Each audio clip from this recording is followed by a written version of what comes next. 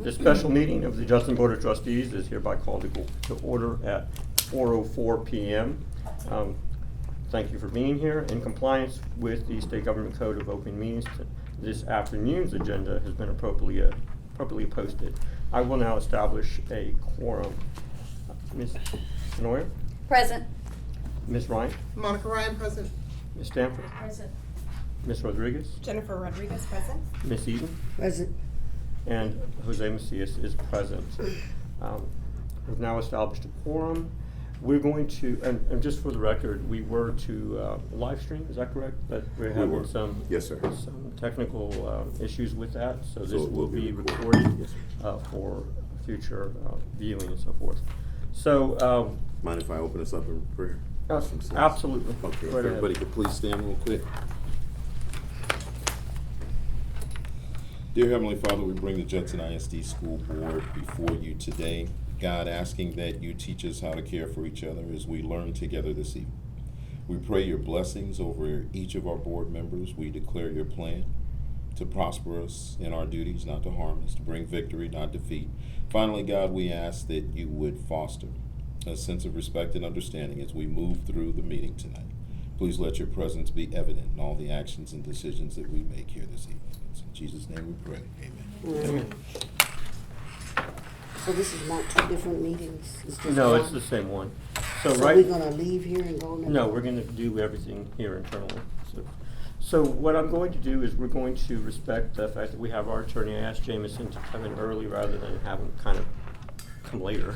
So let's get this thing going. But we will be going into closed session, so let me go ahead and read that part of the agenda.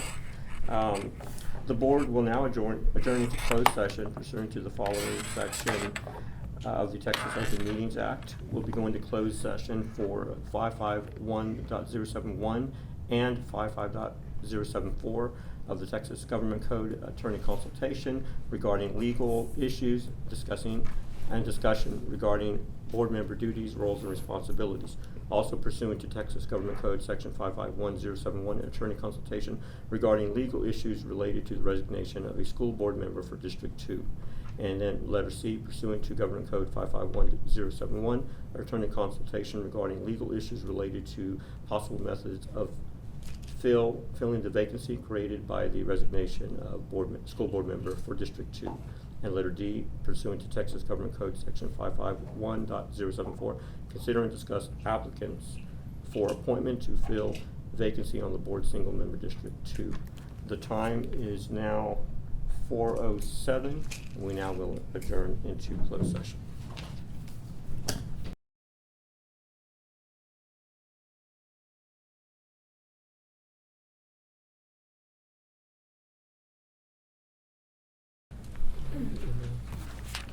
Yeah, You're that's gonna something tell I us won't be when we're going to on, if right? it's outside. We're on. We're on. We're on? Okay. We're good. We are I like live to eat on stream. camera. Okay. Okay. I'll fix it. The board will now reconvene in open session. The time is 5:49 p.m. No final action or decision our vote was taken while the board was in closed session. The closed session agenda, we will not take any action on A, B, or D. We will be taking action on item C. And I move that we fill the vacancy for place 2 by application.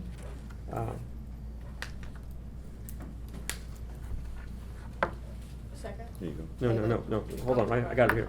Further move that the superintendent to publicize and request the application with a deadline of noon on August 11th.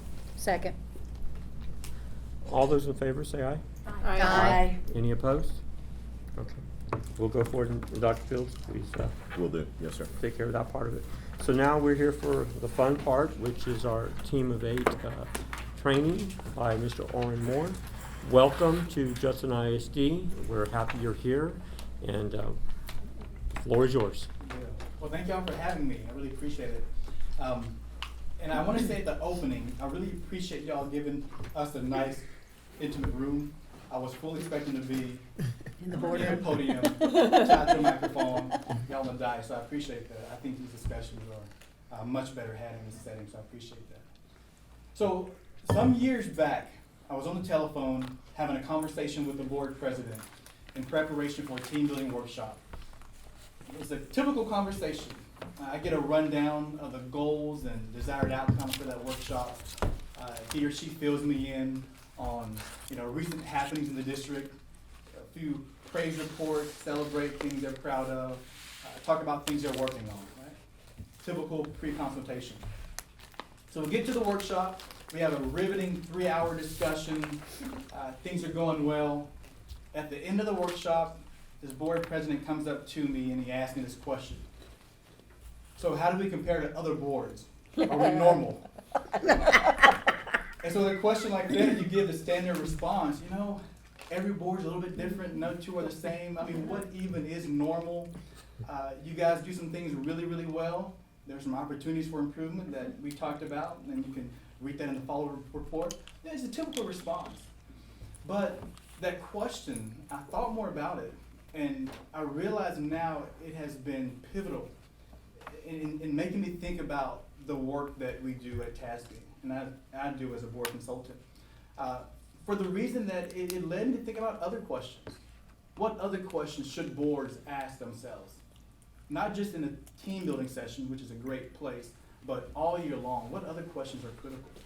And so I wrestled with a question that I thought was important, a question that every board should ask of itself, a question that community members should ask and be able to answer about their own board. And that question is, are we effective? Are we an effective board? Nothing wrong with are we normal, so keep that question in mind, because we'll answer that too. But are we an effective board? That one's a bit easier to answer given a certain context. And I will tell you what I mean when I say effective. I'll give my definition in a second. But first, I want to hear from you, because I think it's important to constantly evolve and shape your understanding and to grow. And so I'm open to changing my definition of effective. I have a very simple one, I think, that I'll share in a second. But first, I want to take a moment to go around the room, and if you need a moment to think about it, take a few seconds. And maybe when you're ready, just give me a quick hand raise and say, Warren, when I think about effective, here's how I define effective. And it's broad, but you qualify it any way you want. Yes, sir. I'll start on that. It's funny that you start with that question, because when I first decided to run in 2009, won in 2010, I talked about the goal would be to really make an impact in the community in the area of educational attainment, grade level attainment, more college-going culture, all of those things to be what I believe effective outcomes of a board. And midway through my first term, they was asked, are you going to run for state representative? Are you going to run for council? Are you going to? It's like, no, I haven't finished my job. And to this day, 4 terms later, that job is still ongoing and still evolving. And so working with multiple boards, the goal had always been, and still for me, is to be effective in governance to produce the outcomes that are really going to move a community forward. And that's the only reason I spend time with these wonderful folks, because it means something. So if there are defined outcomes and they move the community forward and the board does its role in seeing to that, that's effective? That is effective. Okay, I like that. Achieves their goals. Achieves their goals. Yeah. Set a goal, we can go all the details about how those goals are even created or adopted. They're there. What else? Works well with the superintendent, I like that. looks smooth, communicates well. Sure. Well, that's especially an important topic in the team building session. Again, all year long, but especially in the team building session. Anything else? How do you qualify effective?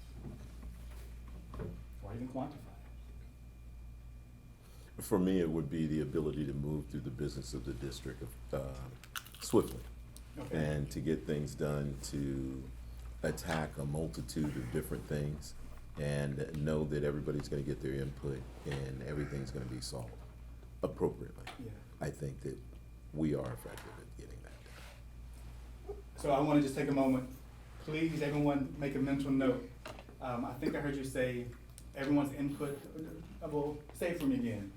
Our ability to get things done at a large, I mean, there's a lot that we put on the agenda. They move through it quickly.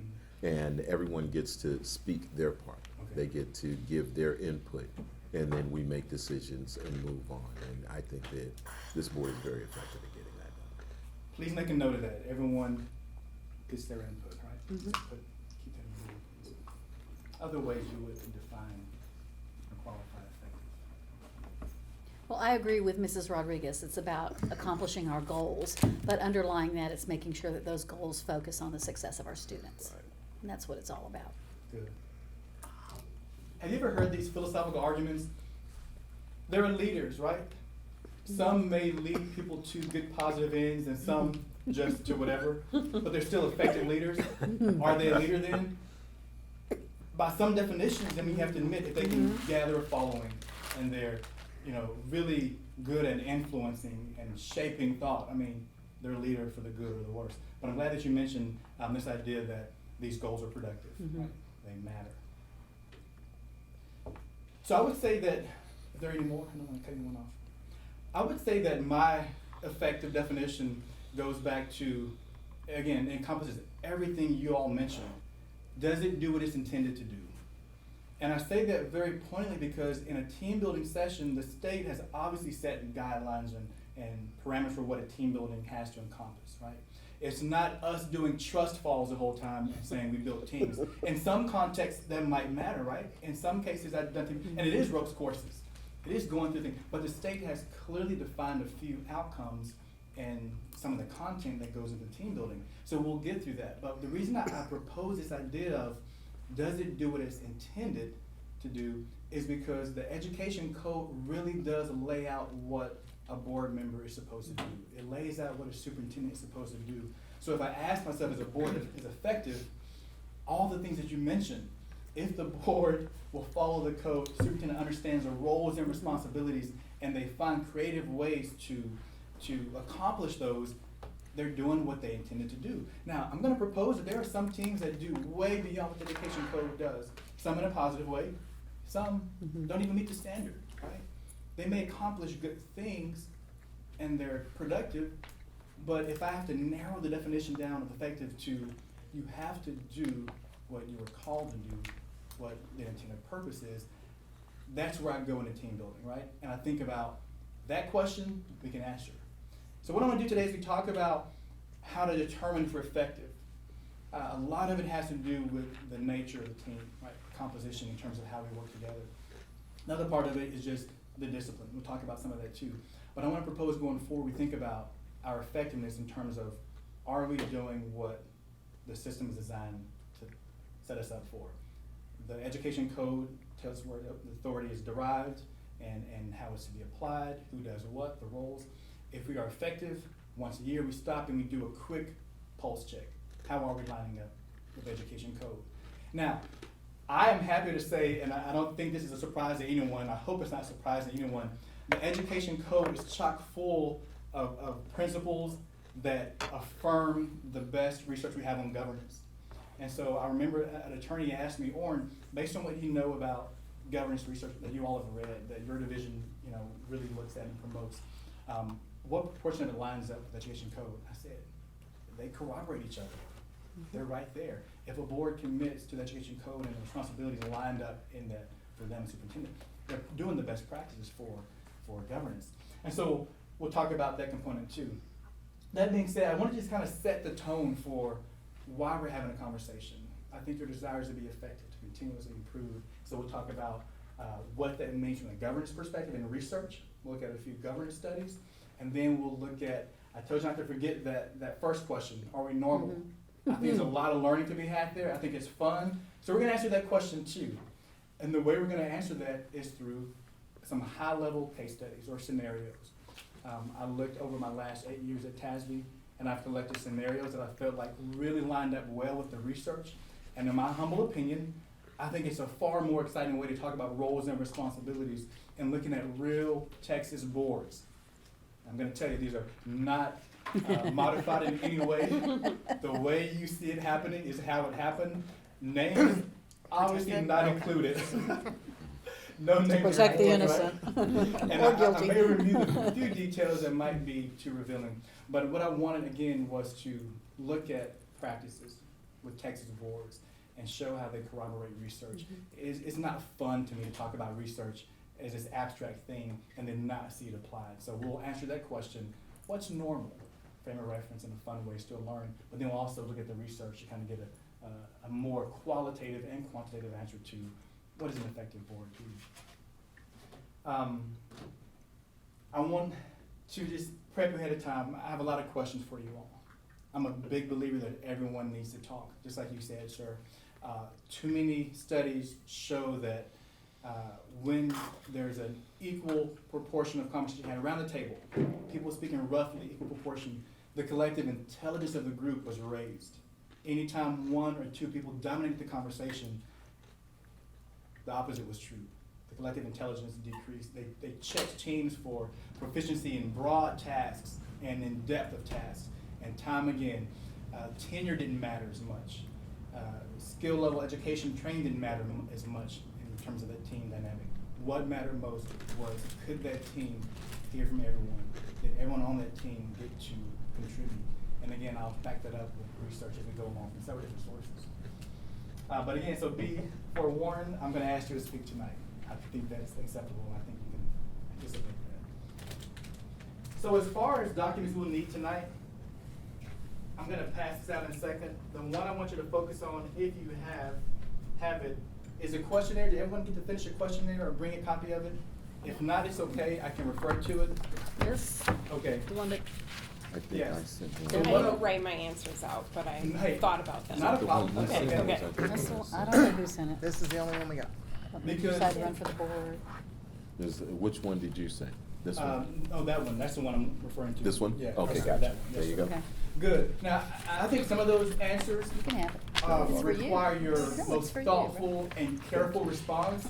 So I will not go into deep detail on some of those. I will address them at the principal level. I would encourage you to craft your response even after tonight's discussion and be ready at some point to share those with your superintendent, because there are responses on here that he will need to be effective in his job. It will help him be more effective in his job and move quicker. Even having come from within the system, it's a different role. Keep that in mind. So that being said, let's jump into this. And by the way, if you have questions or comments, please interrupt me.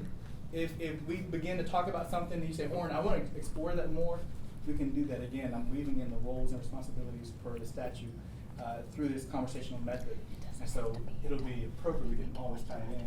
But I want to go back to this. I want to start with you. And this, by the way, I will refer to questions that are on your questionnaire. I believe this might be question number 1.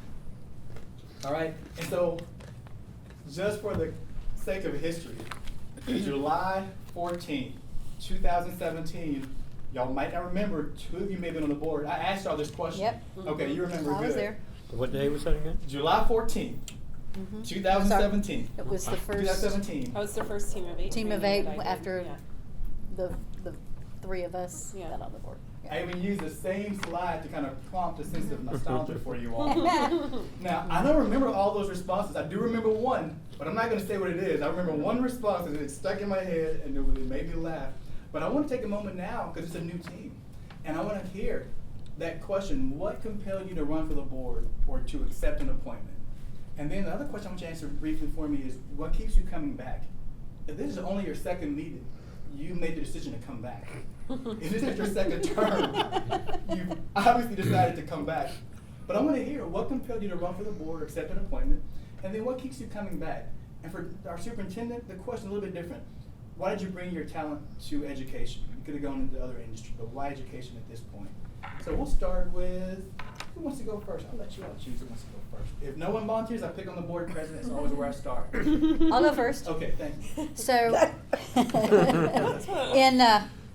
in 2015, the board at that time made a very controversial decision. And when the community spoke up about it, the board president was belittling, was divisive, was ugly to the people who came to speak about that.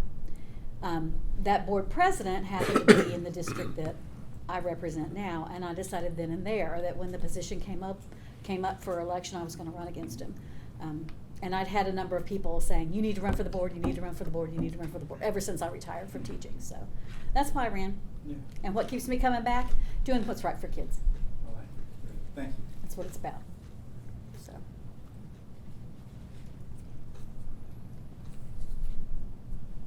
All right, we're gonna start here, then go around the table. Don't get voluntold if you don't volunteer. Right. Yeah. Well, I've been involved with, in one way or another, in education, most of my life. I've been in a different industry, income-wise, but I've been involved in, educating kids. I've kind of been partial to middle school. So I've watched education, and I've been concerned about the quality of education and how we've been performing as a country for a long time. And it's bothered me that we don't seem to do as well as we should do with as much money as we throw at it. So that's been on my radar for a long time. And then my nephew entered as a freshman into Judson last year, and so that made me focus more locally. And so I started attending the school board meetings and just beginning to get a handle on what are we doing here. And then I just felt moved to, I felt God moved me to go ahead and run. Yeah. So that wasn't my initial intent, but that evolved and just came to that Sure. to that point. So then I did. It's not uncommon for me to hear someone describe it as they felt a calling. So Mhm. really Yeah. good. So I ran for the board in 2017, Mhm. right? Yeah. And at the time, I think there were a lot of things going on in education and in our country. And I've always worked in education in my professional career, and always worked for, educational equity, like the students who, were facing the most challenges in education, like making sure they had equitable opportunities, but had always been around very like-minded people in that field, like people who thought the same that I did. And I went to graduate school, and we had to write down our philosophy of education, and I was like, I knew I was very clear on what my philosophy was, but then I realized I'd never really been in too many situations where I had to speak to people who maybe think differently or, had diversity of opinion there. And so that was like one turning point. And then a friend of mine said, like, oh, the seat in where you live is coming up for election, you should run. And I was like, but then I was like, guess what? But somebody said, and then the next person I told that to said, you should. But I've always said, if I had known who I was running against, I would not have run. The person who sat in my seat was a very dedicated person, and very thoughtful leader, and he played a really, he was very, very gracious and supported me a lot, and we continue to talk about just leadership in the board and what that's about. So That's good. that's my story. What keeps you coming back? What keeps me coming back? Feeling kind of like Mr. Macias, feeling like the work isn't done. Feeling like the impact that I hope to have is still unfinished. With my own child entering the district and wanting to make sure that like it makes it even more real. Like it's always been real. I've always said like that it's that my idea of what makes an excellent education is very clear. But yeah. Hello. Hello, good to see you. Oh, yeah, always. My original reason was because of my grandson.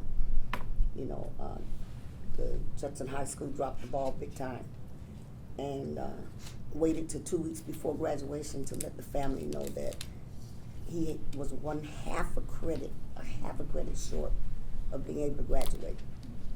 And my daughter is very, very stubborn, so she was going to make him go back to school for a whole year to get a half a credit instead of letting them go to summer school. So they kept going back and forth about it, and I got rescued by Carolyn Ross. One of my sorority sisters said, go see her. She was in Rolling Oaks Mall, and I was like, well, what's this about? So I went up there and I explained to her what had happened, and that's when I found out that Judson had a school in there, down by J.C. Penney's, and it was for this particular reason, for kids who either dropped out or, having issues. And she was like, just bring him, and we'll test him and see if he qualifies. And a test that should have taken him 60 minutes, he did it in 20. I went to go shopping in Macy's and got all set, and my phone was ringing. But anyway, so I initially did it because of that. And the church system that I belong to, there's like 6 churches, and the majority of the kids are in Judson. And so I would hear all kind of stuff from the kids about different issues that were going on. And what made me finally solidify it is when I realized that they had named Wagner High School after one of my Army officers that got killed at the Pentagon. And that's what I said, this is right. I need to do this. What keeps me coming back recently has fluctuated greatly. Because I was actually thinking about resigning, but Tanya beat me to it. Because it's frustrating to me to not be able to do my job. And when everything is a battle to just get something done, is something wrong with that. But I keep coming back because I keep wanting it to get right again. I keep wanting to be able to make decisions for student outcomes, because these kids are important to me, as I'm sure they are to everybody, but so many of them I deal with in other organizations, But that keeps me coming back. The kids keep me coming back. Thank you. I've had the privilege of seeing everyone elected to this board. And remember when Ms. Rodriguez ran, and it was shocking. She was taking on a good guy. And I'm glad to hear her acknowledge that. I'm still friends with her, the person that she beat. And Debbie didn't allude that she ran before, but she lost. And so she had to run again before she ran. Ms. Canoyer, I was excited she was coming to the board. She was part of that movement in 2015 that we needed to see. And of course now we have 2 newbies here with Ms. Ryan and Ms. Stanford, who both are very passionate. So I start there because the why is I've wanted to work with a team that's focused on the right goal, on student outcomes. This team has shown that through the years that they're focused. And again, with the exception of Ms. Ryan and Stanford, they're new, but I can tell you they're really ultra focused on the same goal. And but my original why was because my daughter was at Eloff Elementary School, one of the schools here, and the district was rated unacceptable by their rating systems in the TEA in 2008, 2009. And I said that's not where we need to be. So obviously I ran on that pretense that we need to do better. And so that has evolved through the years. But the overall goal is still, have we reached that goal? And for me, there is a sensitivity that 83% of our district is black and brown. And to know that our future generations of minority students are susceptible for not getting the quality education that they need to be successful is concerning. And it wouldn't matter what color they are, to be quite candid. But for me, it does matter because that's an important element that makes Judson very, very unique. It has a strong percentage of African American students as well as Hispanic students. It's diverse in a very strong way. So my why now is about grade level attainment. It's about making sure our students are college and career ready. The challenges have gotten harder. I mean, our district has become more economically disadvantaged from when I first started. It was 55%. Now we're near 70%. We may have even surpassed it, which means our community is growing more in poverty. And that means we need to step our game up. So even though we've done good things, it just seems that the variables change, then the state changes their tests and everything else. But the why is that I feel I'm at a good point to contribute now. I still feel that we haven't accomplished our goals, that we can, we will, and, you know, that's why I keep doing this. But I too have come to the realization that you don't do this forever. There might be one more term left that I might do if I've given the grace of coming back, but it's not infinite. And I would never even thought about that in 2010 when I started.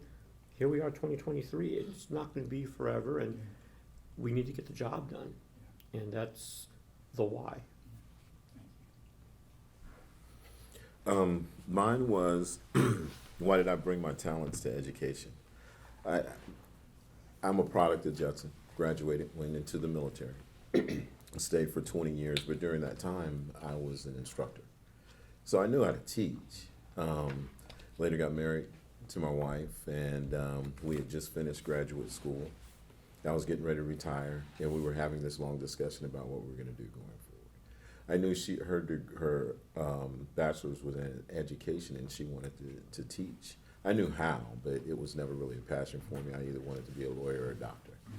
But she was like, well, I wanted to teach. I was thinking we could do it together. So we applied, we got in. Immediately,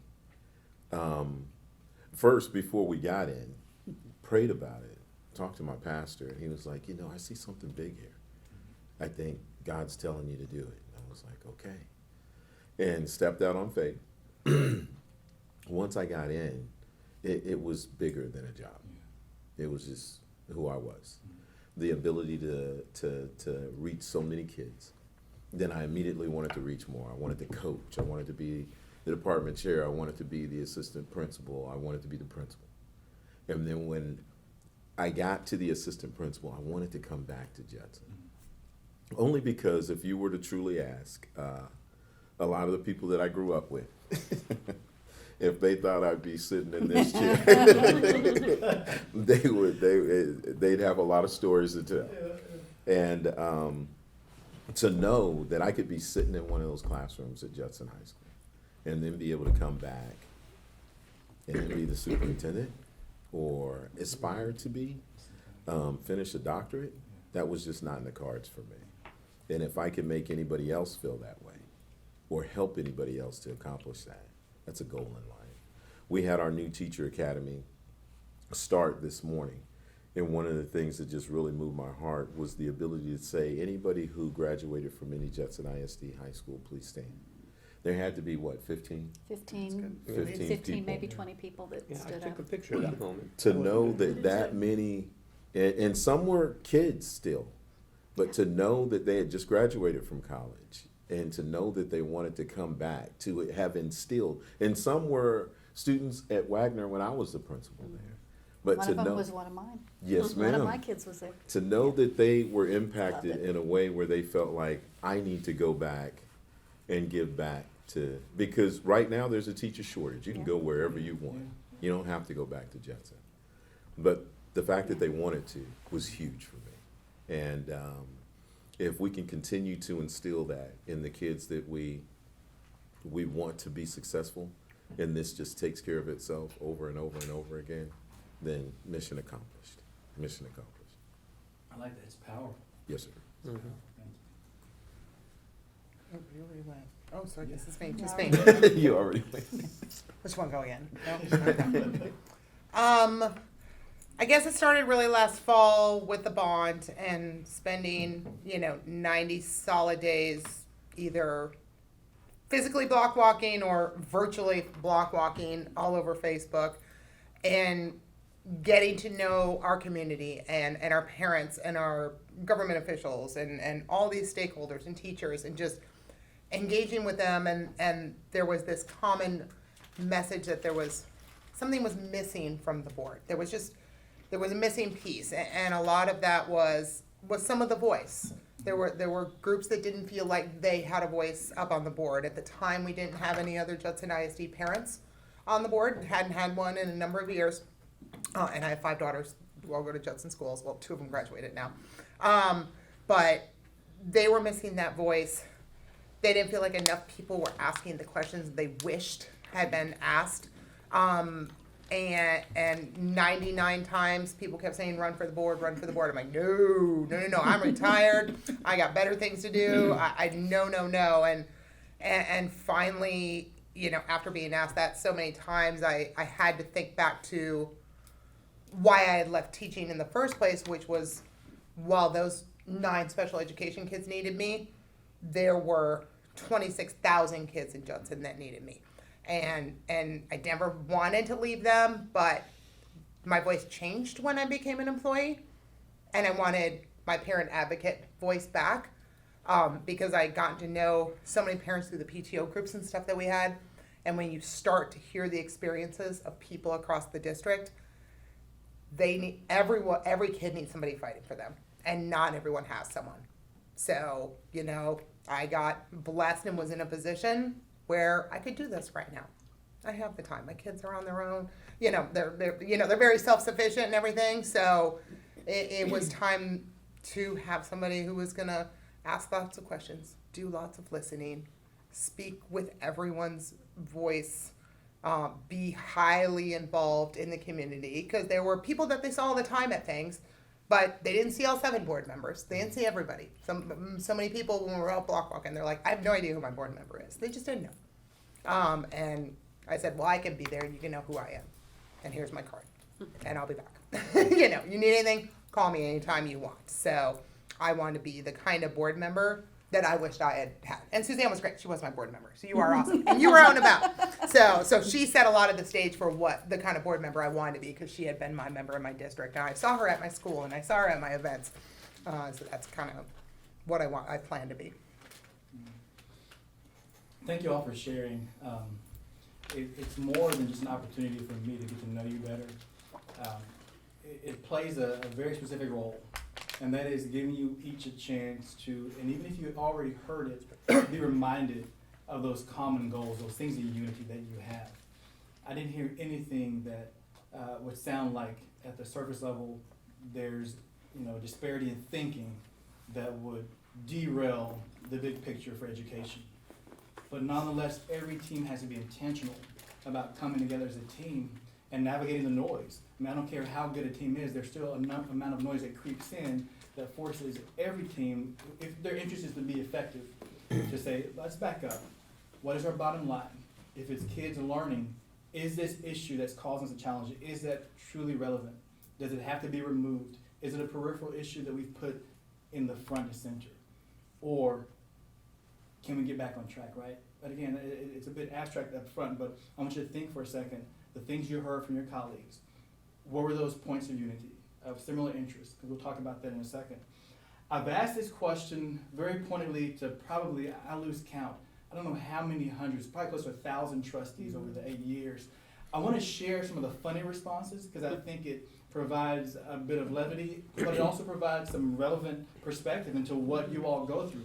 I know I'm preaching to the choir, but I want to share just briefly some of the responses I've gotten that make me laugh, but again, what I say about every interesting joke, there's a bit of truth to it. So one trustee told me that they would come to the meetings back in the day before they got elected, when they were just a regular human. And he was contrasting his life pre and post election with how people treated and regarded him. He said, all of a sudden people think I have all this knowledge. They think we're getting paid under the table. They think we take the best teacher applications off the pile, throw them in the shredder and hire bottom of the stack. They have no idea the best people apply for our district. Right? He says, I said, who did they sound like? And he said, they sounded like me before I got up to be a board member. And he said, now I'm telling them, you have no idea, hey, I used to think the way you did, but you run for the board. He said, I was going to change this and do all this, do all that. And then I realized the role wasn't that. It was a whole different role than what I thought. Now, thankfully, he adjusted to the role and had a nice tenure as a board member. Instead of saying, this is not the vantage point I hoped it would be, I'm going to go back and do something else, right? He adjusted the role and fulfilled that role. But he contrasted life as normal human to, before he got elected. Another trustee told me that it was a moment of weakness, about of temporary sanity. It sounded like a great idea. Feels like that. And he had no idea what he was getting into. He says, I didn't sign up to be so in some cases black and white. The other part that was gray was tough enough, but now I'm realizing, man, I don't feel restricted, but it's so clearly defined. I don't have to create the role. It's there laid out for me. I just got to understand it and follow it and fulfill it and work with my team members in doing this. And he said, but it was about temporary sanity. I ran for the board, thought this was a great idea, man. And then the results came in and began to canvass the vote, and I was like, oh no, what did I do? Another trustee told me that similar. He would come to the meetings when he was, just a citizen. He would participate and make a comment on occasion and watch in the back of the room. And somewhat like your story, some of you said someone told you to run for the board. Because I was walking to my car. It was like the scene of a movie. I'm going to my car, and when the last one's out, not many cars in the parking lot. I parked under a lamp because I knew it would be a late meeting. Someone comes behind me, says, run for the board. Do a little J-hook maneuver and just keep going. Said, when I turned around, all I saw was the back of a figure. There's orange. I literally have no idea who it was. And this is the part that got me. He says, I didn't know if that was a threat or a recommendation. So I ran for the board, and he says, now I'm on the dice. I'm like, hey, whoever that was, I did what you asked or told me to, so whatever you had planned, I'm watching my back. I don't know. No one ever came up and said, hey, that was another way. I just did. Another one said that, this is funny, he said that he was talking to his attorney friend, who was also a board member in a different district, and he said that he ran for the board because he looked at his life and realized he had too many friends. He said, I ran for the board, lost some really good friends, and I made some enemies, and I restored the balance to my life. And I thought about it, I said, you know what? If half the jokes they make about attorneys are true, you had issues before you ran for the board. You just didn't know until you became a publicly elected official. Now, I share that because there's a bit of truth to everything that they said, but there's a bit of humor in it. The reality is it's tough work. There's the expectation, what people think the board does. There's just the lack of information and knowledge on behalf of those folks. And then there's the real work of the board. And again, I want to drive from this point because that's my responsibility as part of your team temporarily to bring us all to the point across the whole state that the role is defined. And I'm glad that when I look at the best research we have access to, it corroborates, it affirms.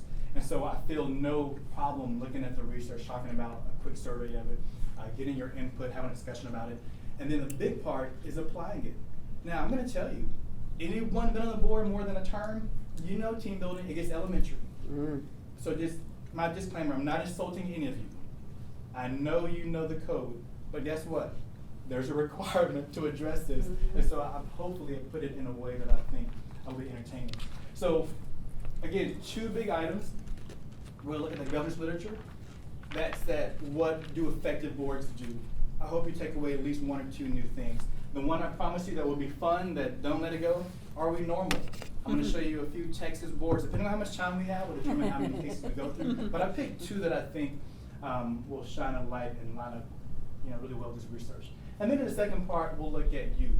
This is where I want to ask you some very pointed questions about your new working relationship, your anticipation of roles, how they'll be fulfilled, your understanding, your questions about them if you have any. And I'm hoping that you all answer those for each other.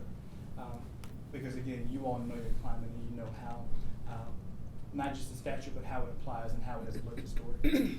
So without further ado, let's jump into this. And I want to talk about the Lighthouse research. Quick show of hands, who has heard about the Lighthouse research? Okay, you know a bit about it. So it's important to understand how this started. Now, this is one of the first studies on governance. What boards do that improve student performance? It's sad that it wasn't fully understood, considering that the first board was probably in Dorchester in the mid-1600s.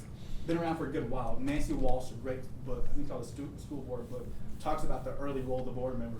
They were to collect firewood so that the school be warm, to hire an able-bodied headmaster, to address parent concerns and complaints, to levy a small tax to pay for things in the district or in the school. So not changed a whole lot, except for that gathering firewood part. Yeah. Way down in the weeds, right? Way down in the weeds. But it was not understood what boards do that improve student outcomes. And I heard all of you say, we want to see our students grow and improve. We want opportunities for them when they graduate. That means helping them be proficient at grade level, understanding who they are, maximizing their talent and ability and interest. But it was understood. It was well known, however, that negative board behavior, stepping over the line, not honoring the roles on behalf of the board and the superintendent could derail student performance. That connection was understood really well. But people thought maybe boards are too high up in the action that they would actually have an influence. Tom Alsbury, not just a name, I met this guy on a number of occasions. He's been to Texas, he's done presentations here at the XG Summit, at some of the conferences. I respect him personally, neat guy. He was the one who originally discovered the connection between board behavior and how it hinders student learning. And I'll go through it quickly. Board member behavior led to board member turnover, and it wasn't just an easy natural turnover.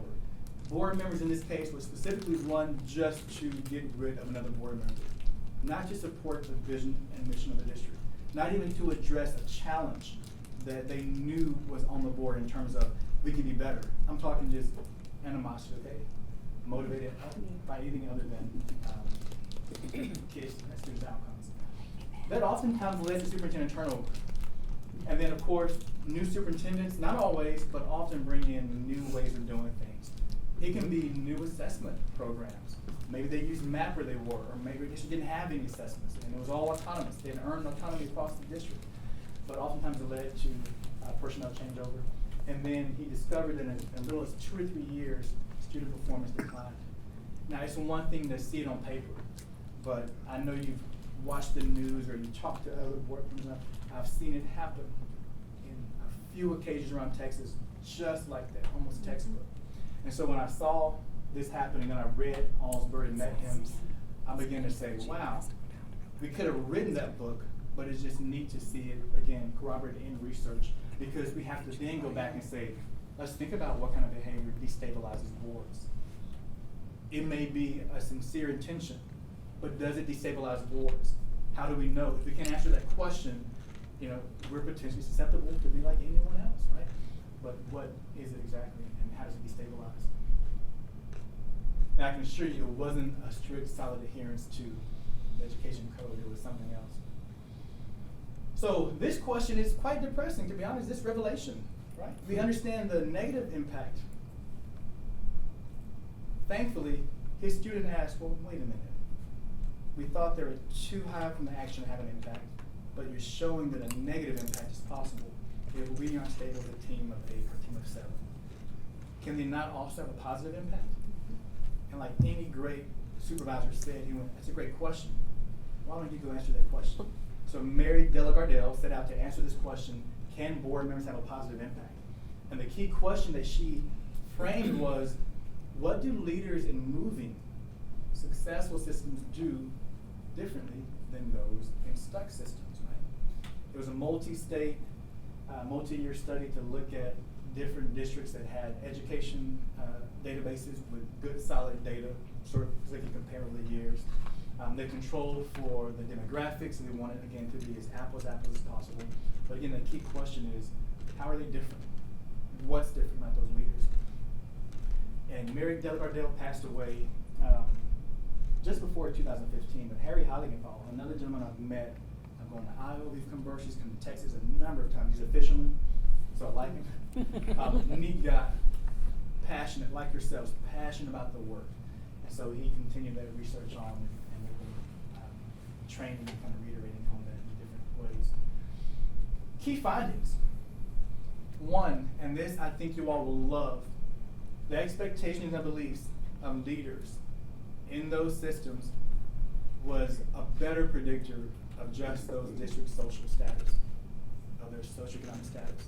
In other words, they all were kind of rural, lower income areas. I don't remember which proportion of kids qualify for free or reduced lunches, but again, these statistically aren't the kids who have the easiest go of it. But what they noticed, one of the biggest difference is what the leaders thought and then how they spoke. And then of course that led to how they behaved and how they acted in their district. But I want to give you an example. And these were roughly paraphrased quotes from the study. One board member in a stuck district would say, our kids have too many hurdles. I mean, we can't move mountains, right? Or parents got to send better kids to school. We only have them 8 hours a day. right? Send the ones they got. Right, they send the ones they have, right? They're not keeping, like Kay would say, the good Not ones keeping in the good ones at closet. home. Moving leaders would say, and this is almost verbatim, yeah, sure, every kid has limits, rich, poor, whatever, but I don't think we've come close to even reaching the limits of our kids. So we're gonna push, and every kid is gonna learn. We're committed to make sure every kid learns the best of their ability. Same group of quote-unquote lower income students, challenges faced, but they were moving, and by moving, they meet what you all said, right? Their local goals, their community's goals they had set. They were performing high on state standards.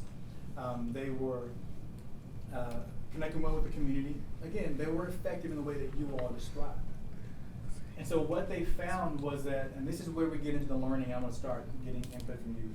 They looked at what they call 7 levers or conditions that were commonly noted in school improvement, school turnaround efforts.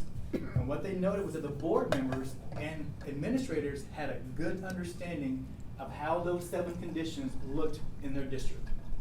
So in short, look at a lot of research, understand those critical levers that are often part of school reform and turnaround, and then they looked at board members and administrators' understanding of how those looked in their district. So what I'm gonna do, I hope you didn't think you're gonna get out doing a little bit of reading. It's all right. So I will ask you a little bit, this is a very quick high level. What I want you to do is take just a quick glance at the definitions and get a basic familiarity with what those levers are. So the far left is the original terminology, that's how they call them, the titles. The middle column is an updated, we kind of thought it would make better sense, clarity. But again, just a quick working definition. Glance those over.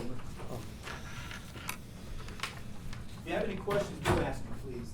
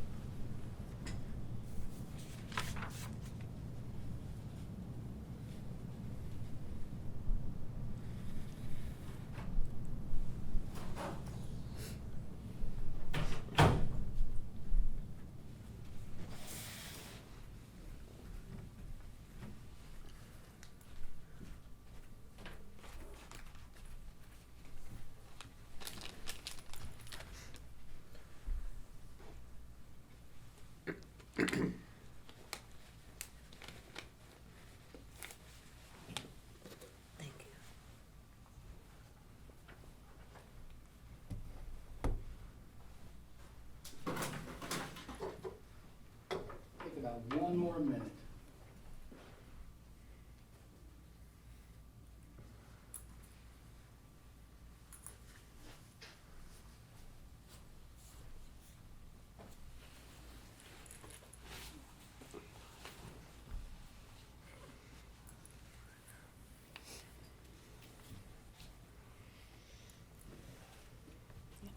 That on and off.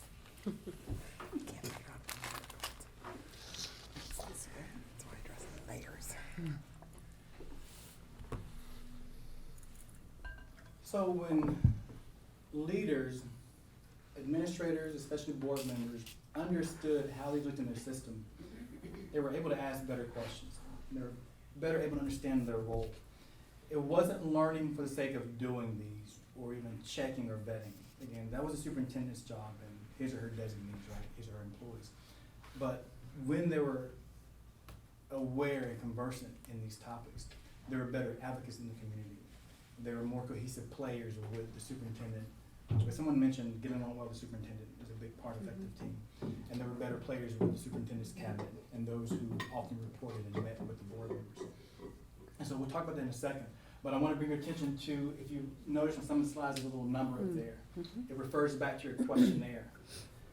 These leaders spoke in elevating statements of each other, of the superintendent, of the community, of their kids, right? You caught that one statement. Our kids can do and learn at high levels. So we expect that. So this refers back to Q4 in your questionnaire. I want to hear from some of you now. And the goal, of course, is to kind of think about what makes you proud.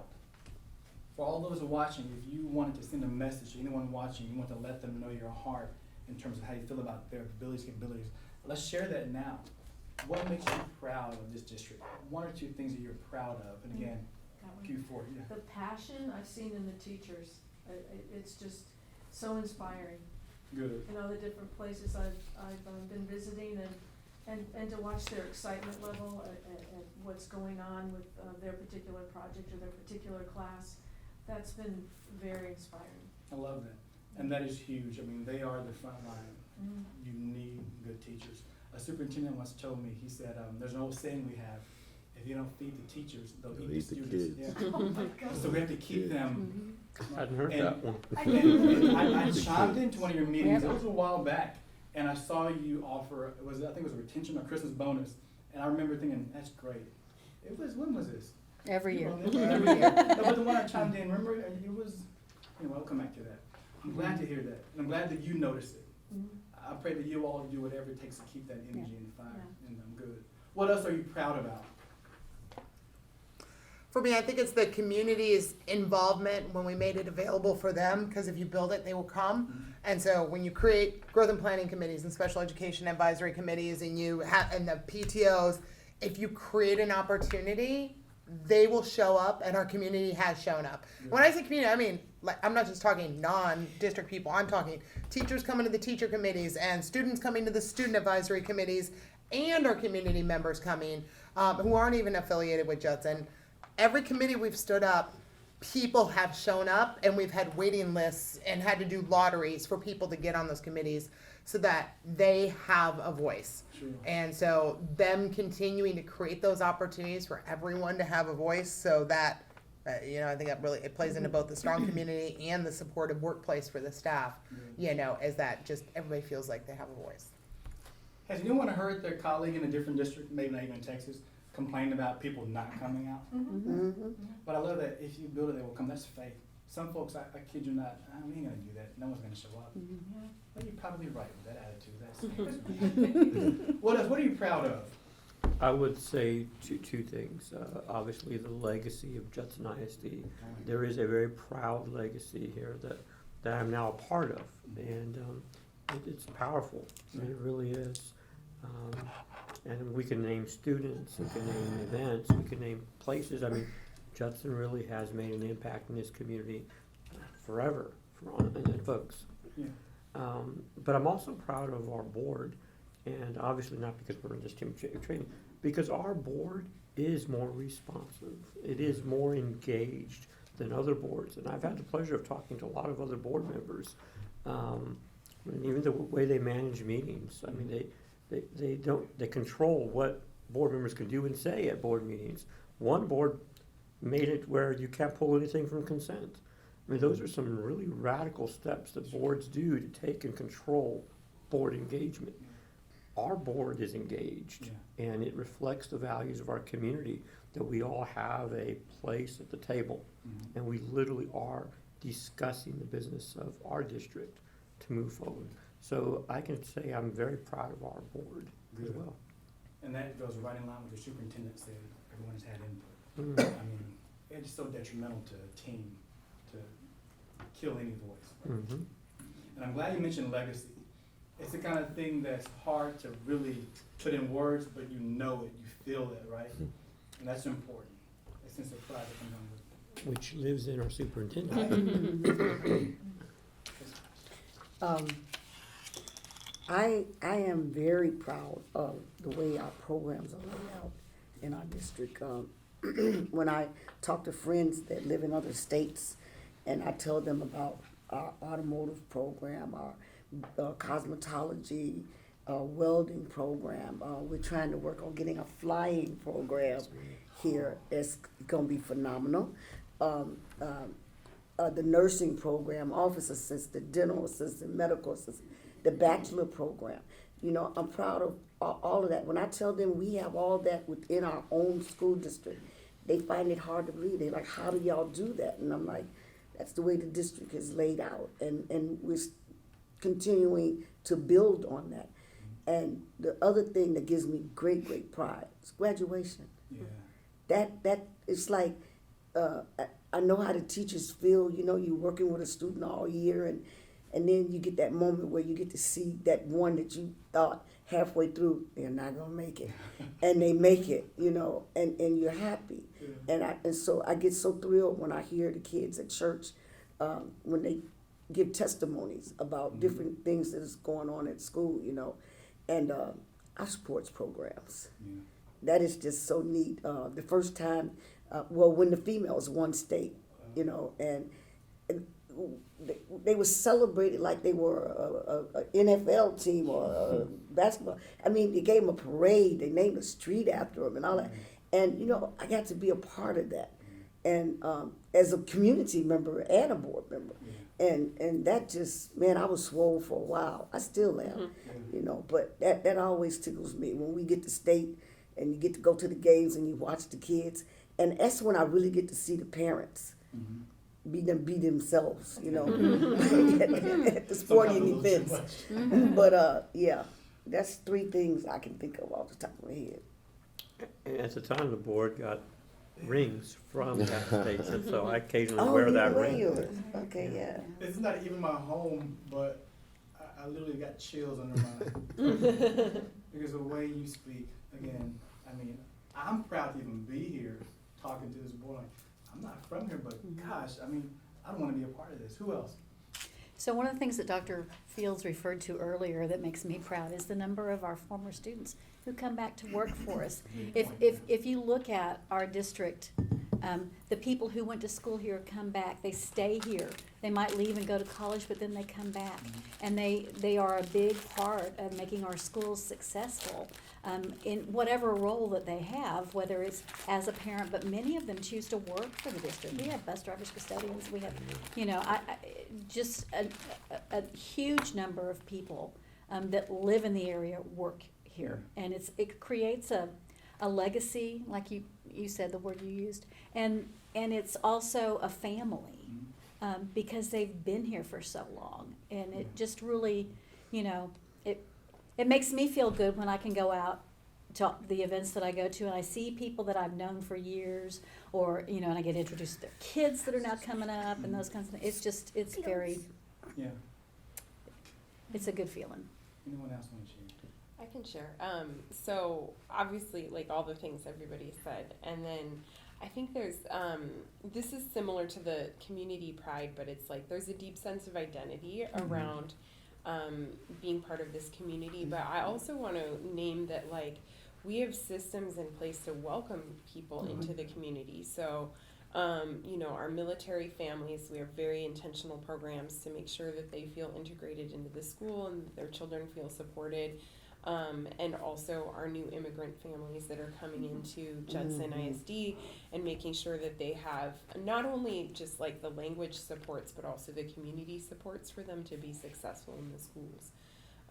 So that's something that's important to me too. I'd say that what I'm impressed with is that everybody around the table hit it. They get it. One of the things that I heard today was the young man who was the valedictorian last year at Wagner. Yeah, that was something. And he came back to speak at New Teacher Orientation. Yes, man. Yeah. And brilliant young man.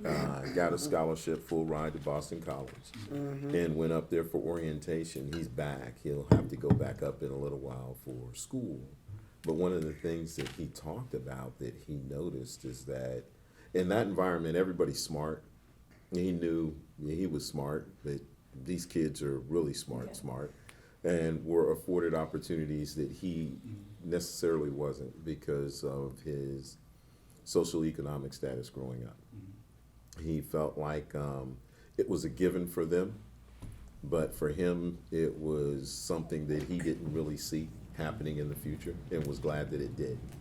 But what he noticed was different from the other kids is that when he got there, he had a social awareness, a sense of how to articulate his thoughts that they didn't.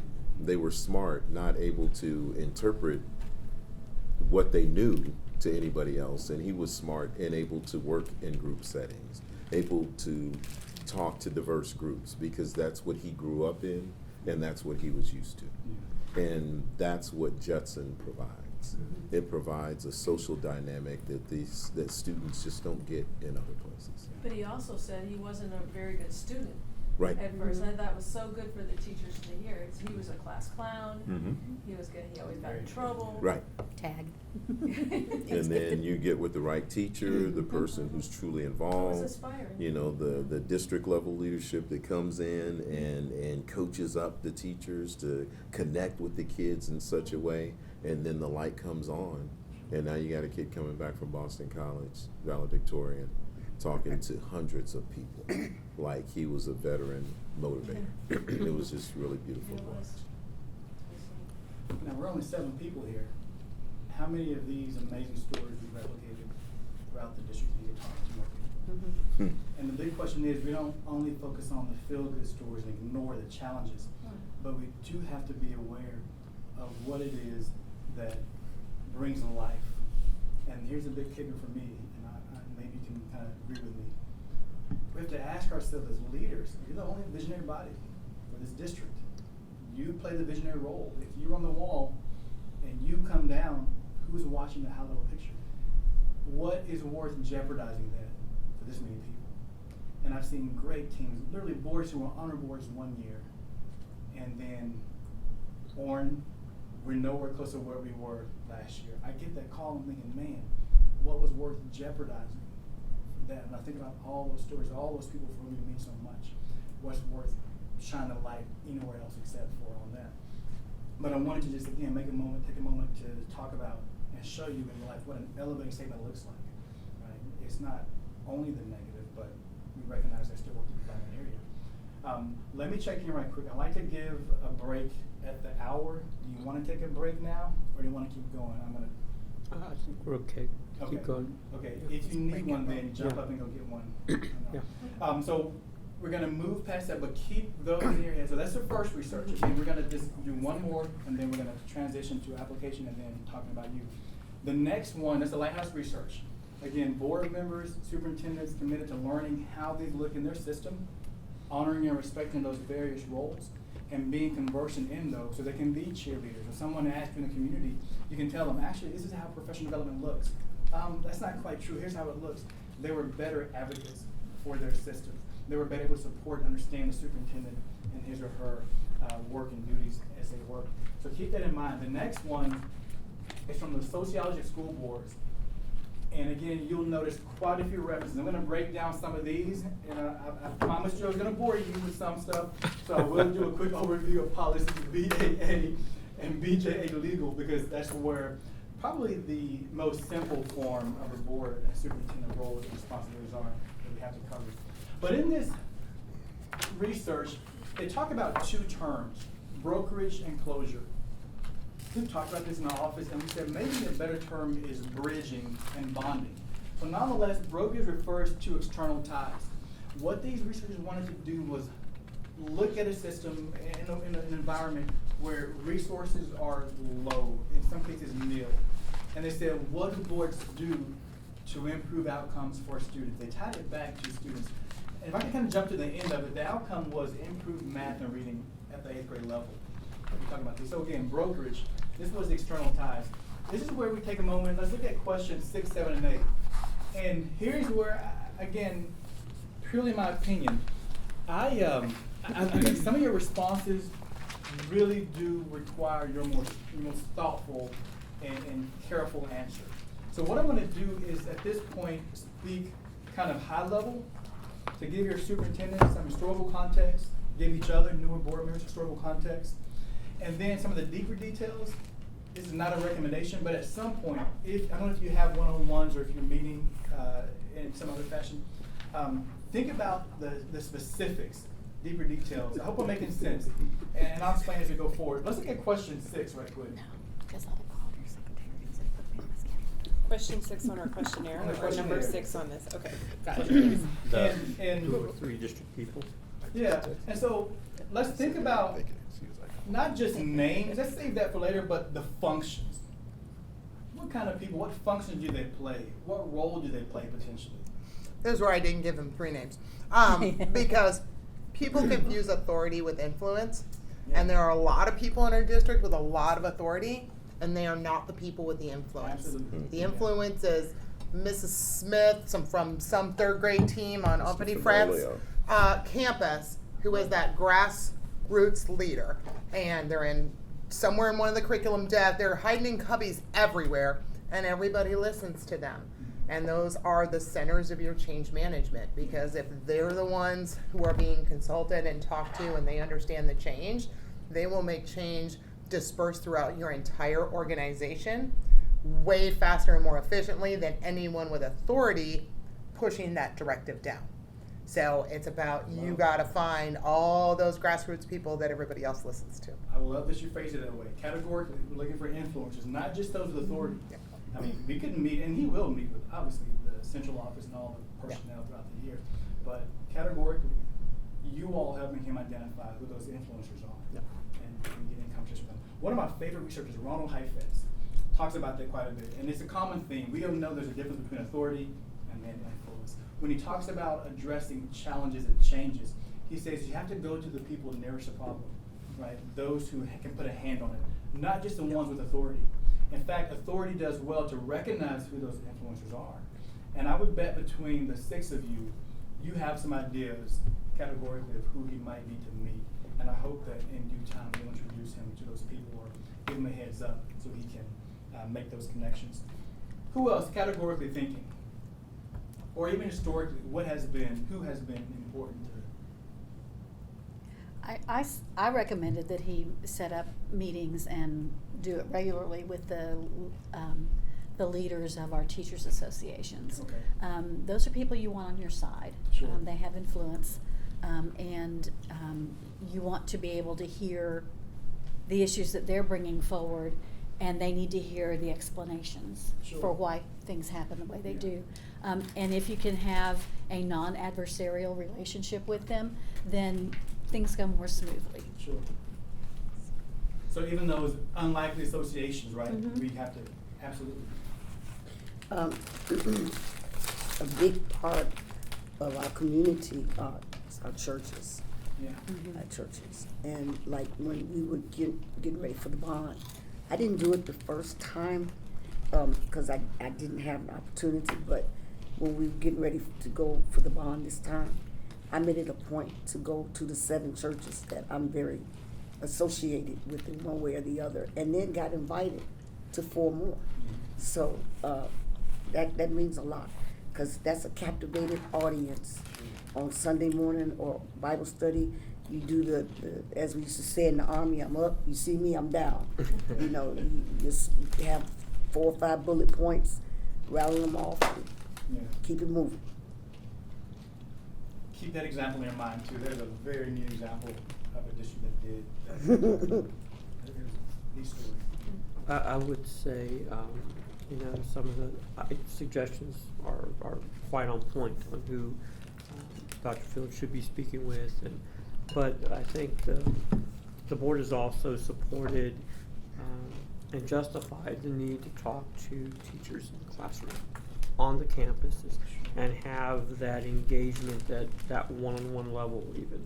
Because, all teachers are part of the union, although I do support that type of connectivity. I think they're important. There are just some teachers who just want to get to work. They want to do their job, and they're not here to be affiliated. But it's those teachers who are on the ground level who can talk to about the challenges in the classroom. and for our leader to be able to develop strategic plans in conjunction with the board saying, let's work together to that. That is right there, rubber meets the road type thing. And so I'll always encourage and would ask our superintendent to just arbitrarily, just go find a teacher on every campus if necessary to really understand. Because the beauty of chain of command is there is a beauty, right? There is a structure. Yeah. But sometimes that information doesn't get up to the top. It gets up there through us as board members. But if administration takes a proactive step, and they've done that, there's one committee, I think, the teacher task force, that we're starting to look at for retention purposes. But that kind of connectivity would be helpful, Yeah. and who I think would need to meet with. I love that, because that's what I run into, Monica's referred to it too, we hear so much from the trenches. And I know you do too, Suzanne, because you've said a lot. And yet it doesn't seem to get up. And then here we are getting this input, and what's the proper way to get it up there? And so I think that's a great idea, if there was a way to somehow hear from all the way to the grassroots of the bottom, where the people are seeing how things are really working or not working. They're actually seeing programs that sounded good when they were implemented, not working, or maybe working. I hear what you guys are saying, but words matter. You said that if there was somehow a way. We have the employee superintendent advisory committee, the superintendent student advisory committee. I meet regularly with the organizations, AFT, and Miss McKinney comes over from time to time. TSTA. So TSTA. So there's avenues there to get that done. I just don't want to give the impression that there's no way for it to happen. No, it's happening. You're absolutely correct. I really, distributive leadership is kind of my goal. So I'd love for several cabinet members to be able to fan out shotgun-wise and go everywhere as opposed to one guy showing up all the time. But I do understand the importance of the superintendent being there. And I do want to get to each of the campuses and be that funnel for people to voice concerns or just show what we're doing well. But I think that we've established some ways for employees, students, and the organizations to be able to share their. Which is good. I wasn't saying that there's no effort being made. I didn't mean that. But it's just there seems to be a lot of feedback that we pick up on that isn't getting. And so that's Well, why I you think- share it with him. Yeah. That's I- why I- I'm, yeah. My I approach do. is I'm with, touting the like, as a manager, even like in my job, I'm like, if somebody's saying like, oh, you know, so and so did such and such, I'm like, well, have you given them that feedback? Is my first question, because I think sometimes the onus is on them to use the channels that they should know. And if then they share something, I say, okay, I'll share that feedback on your behalf, but also I take into consideration they're one voice among many, and there's lots of voices I'm not hearing. They may be an outlier in that, and like understanding that. And so that's why it's important for us to like funnel it into those channels where, you know, there's going to be balanced feedback, and not try to solve their immediate problem, because we don't have all the context about what's going on. One thing that I will say is to Dr. Fields, I mean, we do have that. Like I said, this board has encouraged that sort of cultivation. But I would just say too, that there's always a level of groupthink in some of these committees. And having just an independent assessment is part of, I think, what keeps that perspective broader. And that's why I would encourage That's you to. an excellent point. Yeah, I mean, because you're going to get that structure even within a committee. There's nothing wrong with it. And again, I'm not saying you would never do that. You probably already, but just that next level, because the board obviously can do so much, but if the superintendent's there, I mean, he already commands a great deal of respect.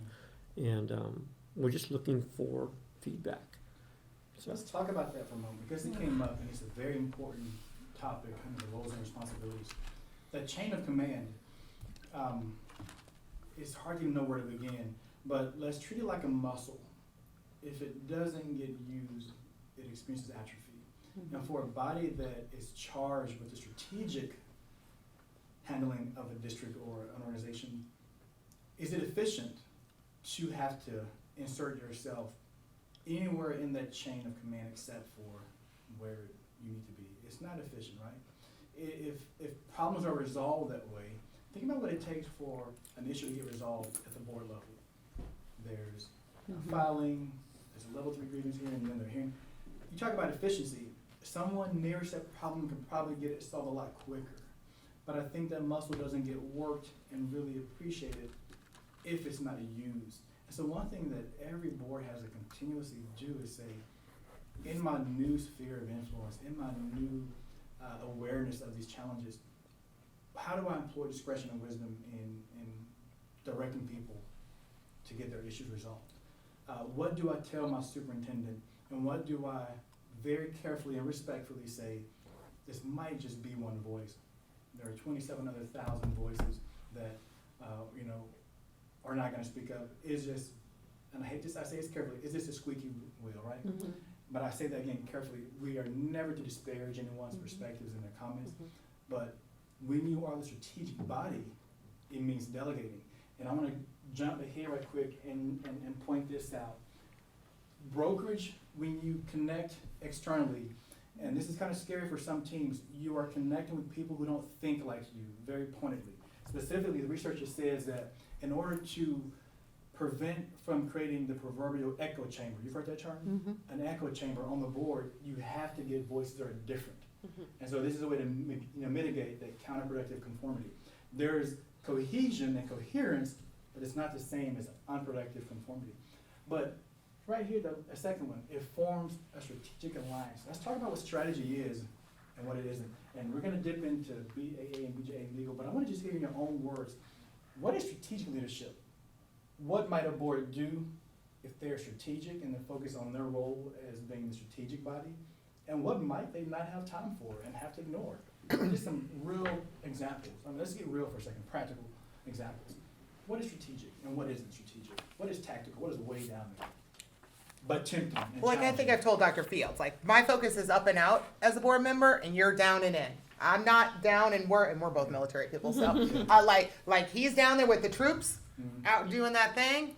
I'm up there with the mayors and the partnerships and the all these other organizations out there in the community, being what we have to do externally, because I can't go pick what's going to be on the lunch menu. That's not my job, type thing. But where I can be of help is to be out there in that community.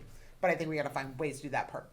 We're going to find ways to do that part better. So with those other associations, other local government entities, Yep. I like that. I'll ask a pointed question in a second. Okay. Not that one. So you're making connections Yep. that might improve the district, improve resources, and Big you- long-term yeah. position within the communities. Because a teacher Big shouldn't do picture. that, right? They're focused on the classroom. Yes. That's a problem, right? But the board members can. Okay, good. What else?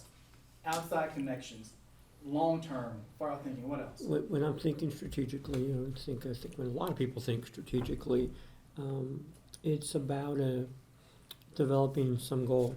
I think every strategy needs to be wrapped around a goal. If there's not a target, then what's the strategy building to? Sure. So in our strategy, we have to look at things like teacher retention, teacher recruitment, quality of life for employees across the board, compensation. There's so much strategy involved in just the human element. We haven't even talked students. So then we start talking students and that strategic process of building a student up from early childhood forward, and are the strategies that are being implemented showing that we're getting to that target. So to me, strategy is all about what the end goal is in order to truly develop the collaboratives and partnerships needed to make it move forward. And so far, you're batting 1,000. You both have mentioned things that you will find in the best research and the education code, and I'll read you in a second so you're not just blowing smoke at you. What else? Oh, I'm going to quick question. Those goals. What is the board's role in those goals? I won't even say action, but what is the board's role in those goals? Set them and monitor them. Okay. Pretty much it. I don't know, I'm the new girl. Yeah. No, Okay, that's correct me good. if I'm wrong. Yeah. Adopt and monitor. Yeah. Okay.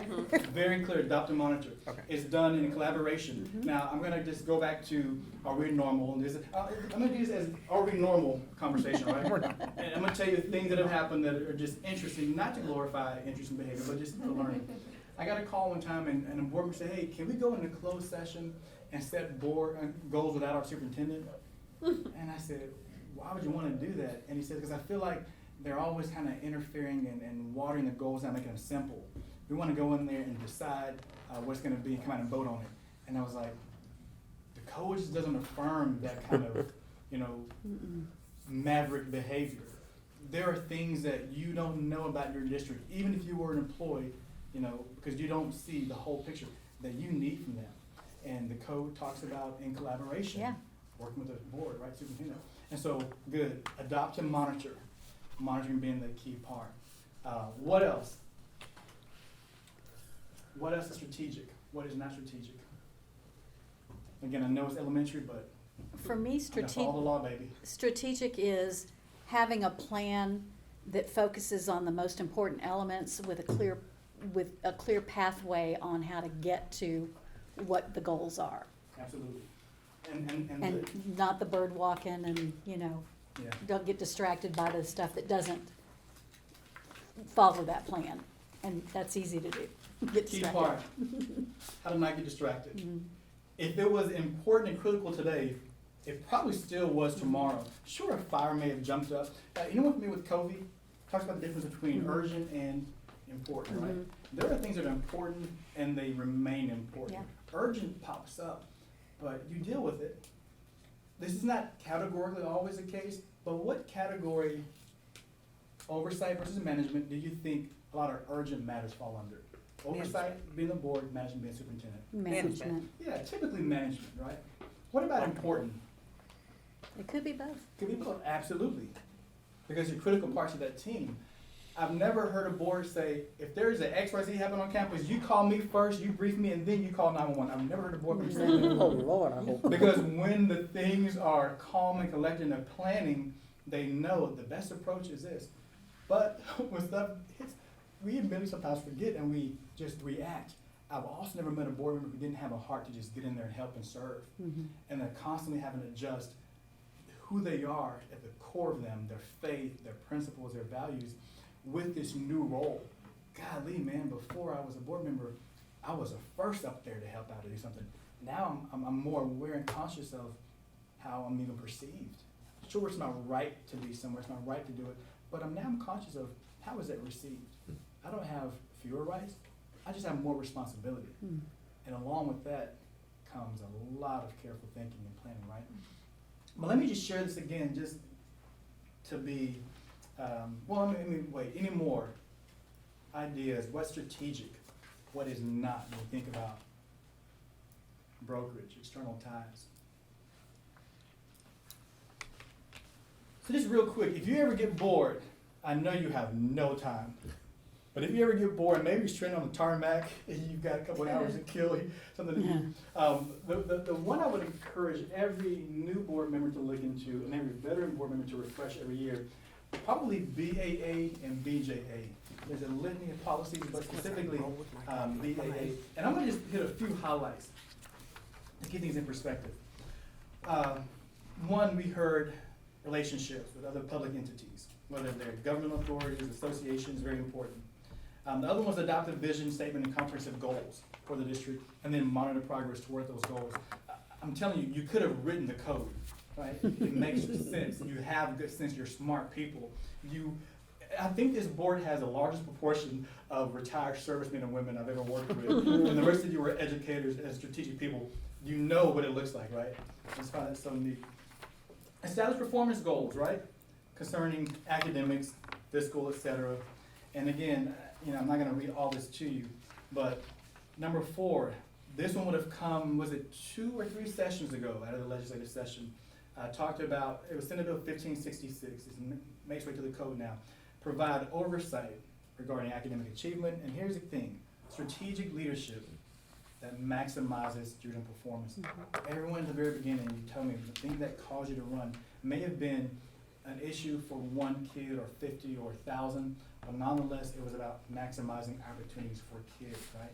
It's in the code. This is why I keep saying that the code corroborates and affirms the best research we have. When boards play that strategic role, they're leading functional systems. There's more coherence on the board. There's a better working relationship. The superintendent is free to focus on the job that we all decided was the job in our right frame of mind, right? I was in Illinois, and I won't say much more than that. And I was Hey, given now a watch presentation. Pizza in Chicago. Watch I was yourself. given a presentation with the Illinois School Board Association, and one board member said, "I think we need a paradigm shift." I'm like, "Oh, okay, let me hear this paradigm shift." She says, "I think boards need to be closer to the action. That's the only way to know stuff is happening. I think we need to be down there." And I said, "If you come off that wall and you get down here, someone still has to be playing that role. There's a vacuum, right? It needs to be filled. Someone still has to play that role. It's not a matter of control, it's a matter of function. Like, you need someone watching the gate. And so if you do come down there, someone has to fulfill it. If that's the position and the vantage point you want, I'm not saying it's a bad one, it's just not, what's the key word, effective, right? That's not the intent of the role." And so she thought, "You're right, that's a good point." I was like, it's not my idea, right? It's just based on the code and functionality. We need people at all those levels. And the thing we've been talking about, again, it's worth mentioning in a team building session, is by rule, you adopt a process that allows community, parents, student issues to get heard. You know, I get the pleasure and the blessing of working with up to 40 boards a year, and every board will tell me, you know, it may be a small challenge one year or a big one next year, but we anticipate every year addressing the issue of the chain of command, making sure that everyone feels heard and they feel that we are responsive. It's something that no one ever says, "We got to figure it out, we're done." No, it's a constant redirection, right? It's a constant challenge for every board. You know, or that part is absolutely correct, because what I've learned since I've been on the board is, yes, I encourage employees, you know, and parents, you know, talk to me. You see me out, well, they're gonna talk to you when they see you They out will, and yeah. about anyway, but, you know, and I don't mind, but I just, when I walk away, if it's somebody that is mentioned an issue to me that they're having, and I know this is from my military, you know, I always ask them, well, you know, what did your teacher say? Or what did your principal say? What did your AP say?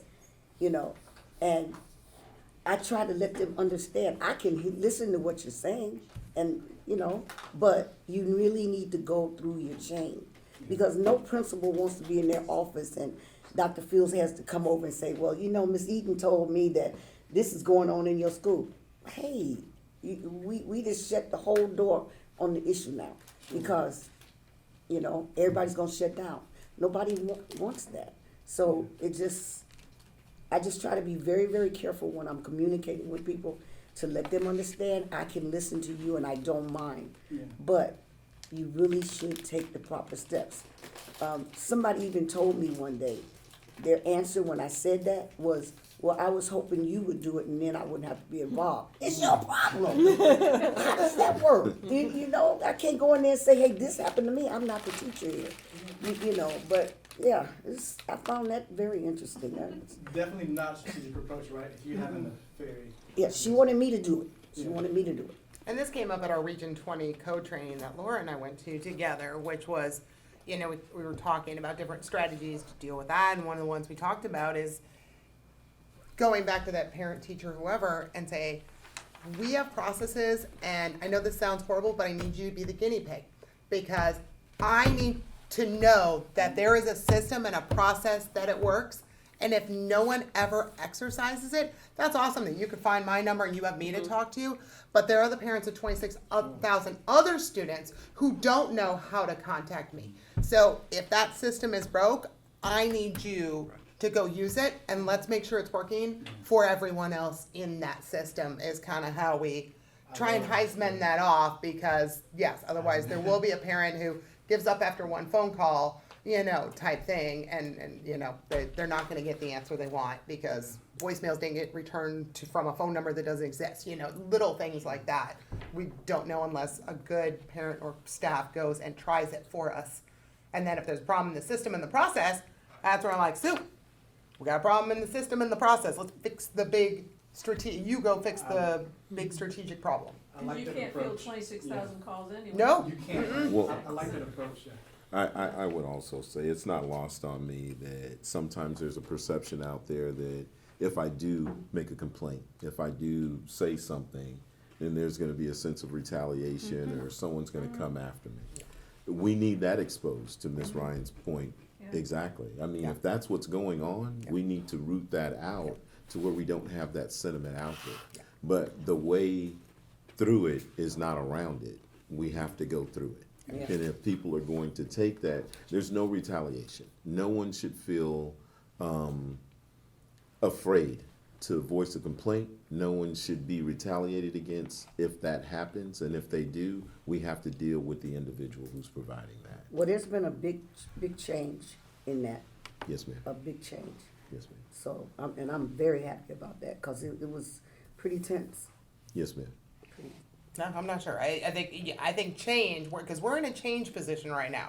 Like, everything is very new to everybody. I think we have to be very cognizant of new superintendent, new deputy superintendents, new board members, and stuff like that, that not everybody's as warm and fuzzy right now, but not because of a bad thing. It's just a very uncertain new time. And acknowledging that this is a scary place for a lot of people and they're not sure what to expect, and then managing, that one by one. But we got to know not everybody's in a kumbaya place. They're in a, I don't know what's going on how this is going to go. Which way is the Right. ship going? Are we sinking? Are we not sinking? Type thing.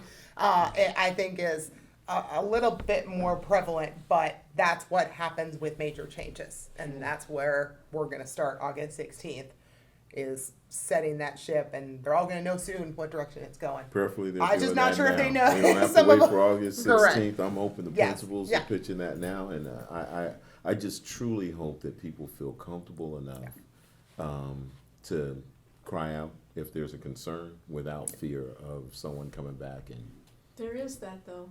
There is a fear. there's going to always be Yeah. there. It's going to always be that for somebody somewhere.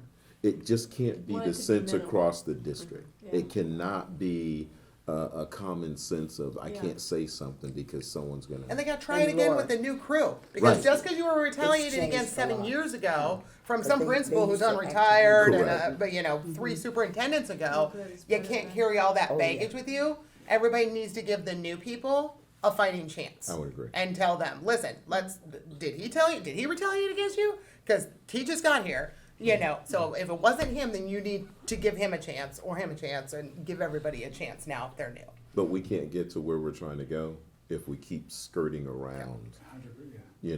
the issue. You have to go through it. We have to find those people who are retaliating Yep. and then hold them accountable. Yep. Yes. And if there's one thing that will help ease a transition, it's good systems and people following. Correct. That tends to be the staple for well-running machines. It's more important than ever, again, any time of the year, but especially now, to let the systems and processes work. So I think you all understand that fully. So board roles, y'all mentioned this, ethnic groups, right?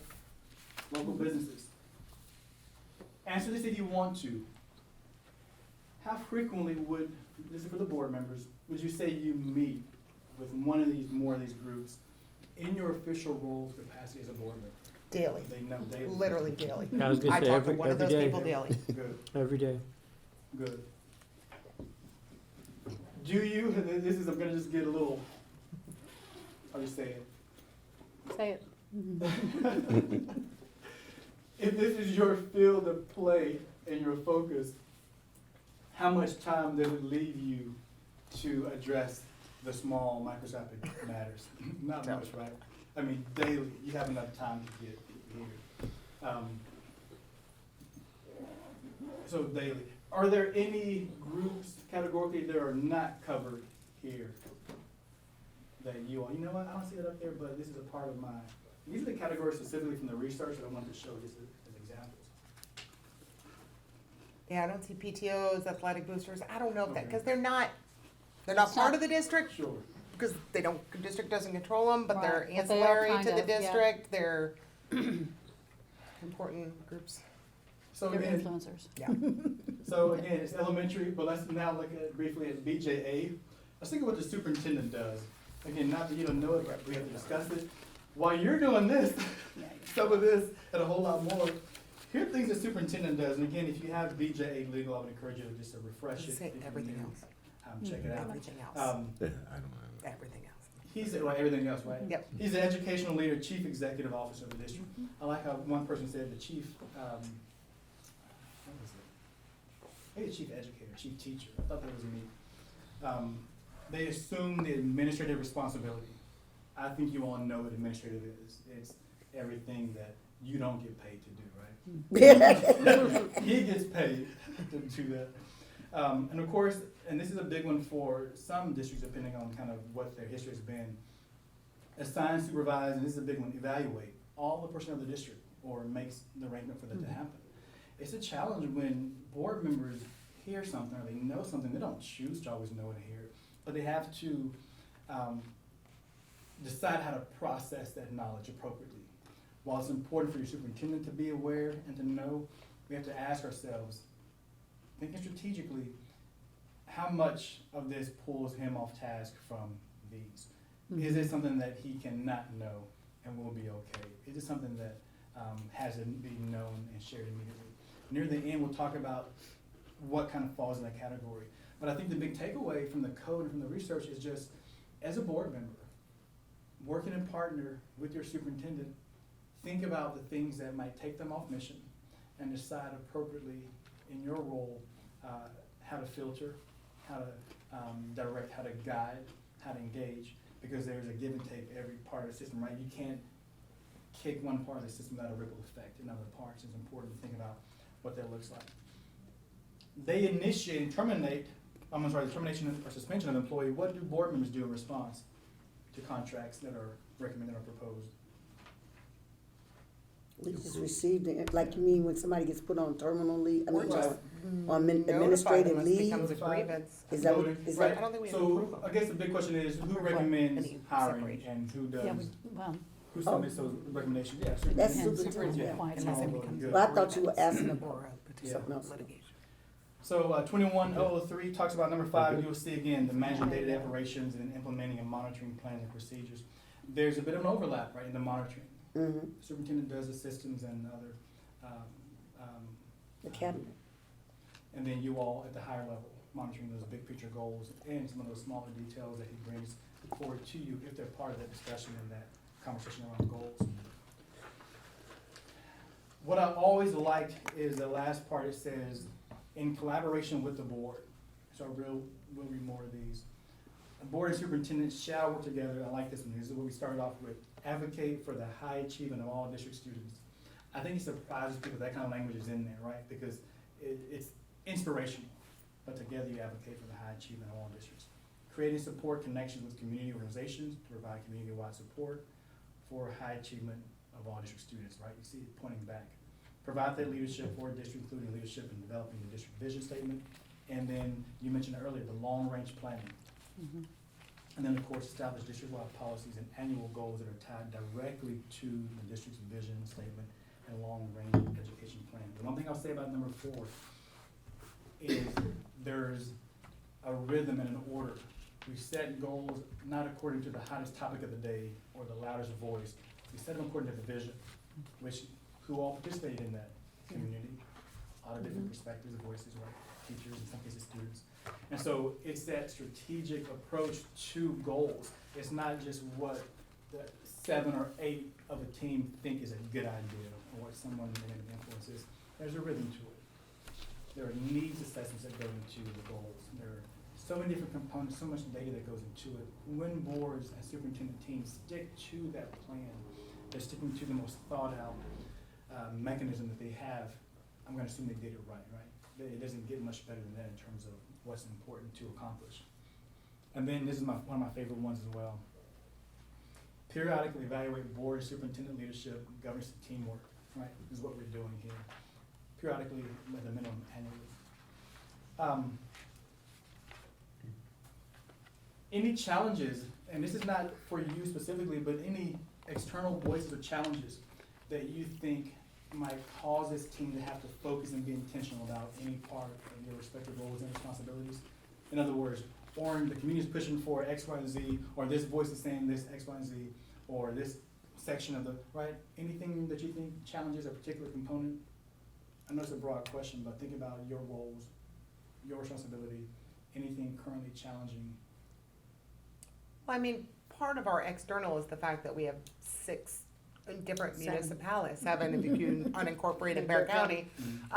So that's 6 different mayors and 60 different council people and EDCs and city managers and all the different people that go into it, each with their own levels of dysfunctionality also. And, you know, I love y'all on camera and different competing priorities and everything else. And I think my challenge is how much can or should I even try to pull him into more of this, because you just listed 432 other things he's got to get done in a day.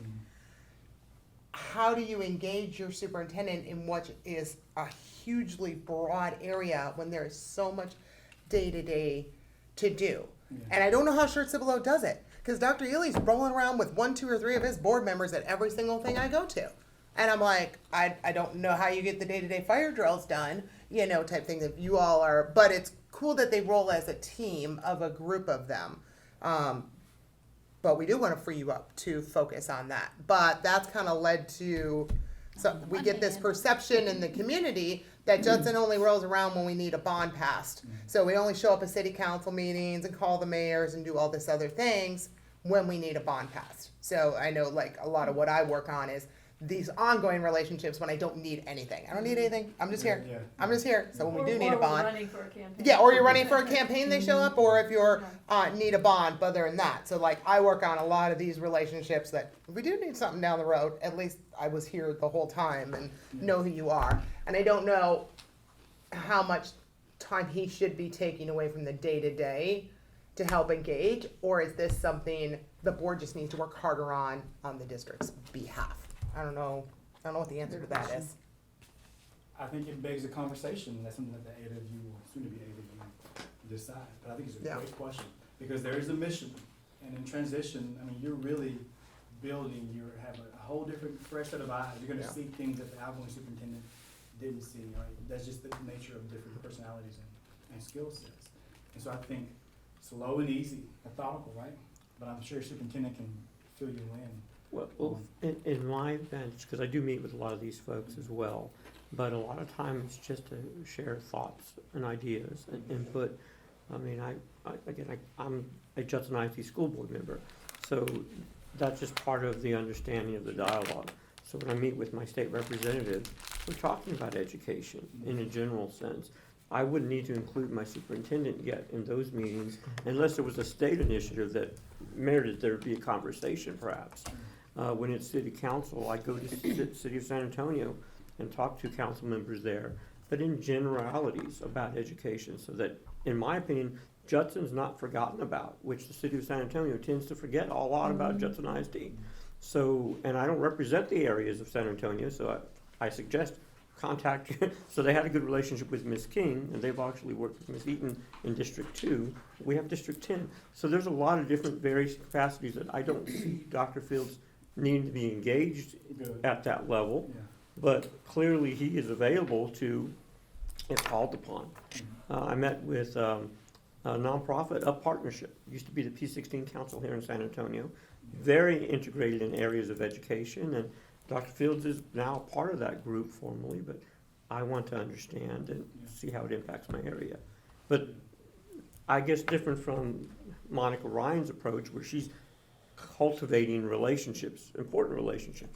I am too, but in a different sense. So that would be appropriate, wouldn't it? Yeah. And that's the purpose. That's a good thing about having different people on the board. I mean, that's the Divide and conquer. You have to have different perspectives. But again, I want to emphasize the importance that anything that we ask our superintendent potentially It's gonna take us closer to the vision and align with the work that needs to be done. Again, very specific work based on needs assessment, improvement plans, based on data, or it's gonna compete with that. And I think a strategic approach to that is being mindful of that conversation. Dr. Phillips, how much can you afford right now?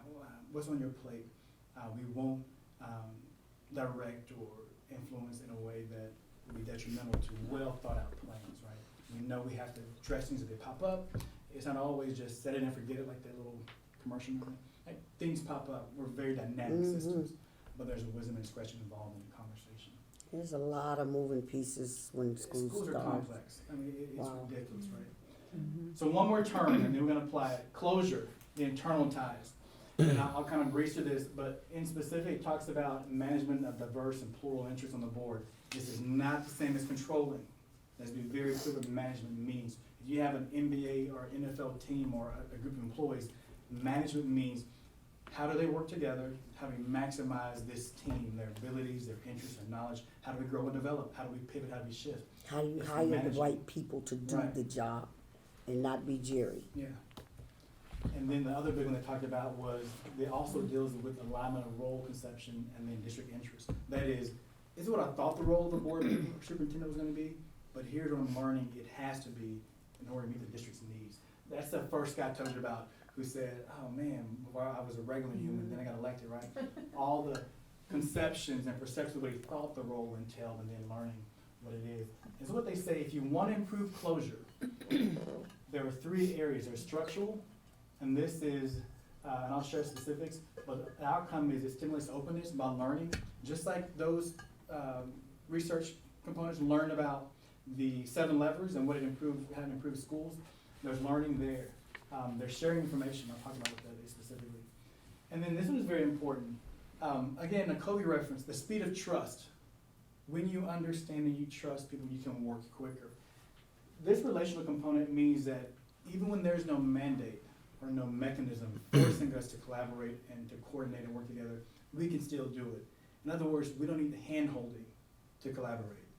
We have enough trust to where we can collaborate and get things done as a team. For a lot of retired educators and servicemen and women, I know you've worked in your respective fields, not just educators, again, all around, to get things done, to build a bridge where there was no bridge. You only saw a gap, no instruction manual, but you still did it, right? That's what they're saying globally. And then this one, cognitively, create a sense of shared responsibility. All the goals, right? The joint action, community of goals. I want to share a few specifics so it's not just abstract. When they tested for these, here's what they ask. When it comes to, I'm going to start with the vision. Do my colleagues share the same ambition and vision for the district? I heard all of you say that student outcomes, student learning drives us. I like hearing from the students, right? I like seeing the parents get engaged. Do we feel like we're all committed to the goals of the district? Do we go through a collaborative process, come to a consensus that these goals are important, and even if it wasn't my top goal, I can still own it?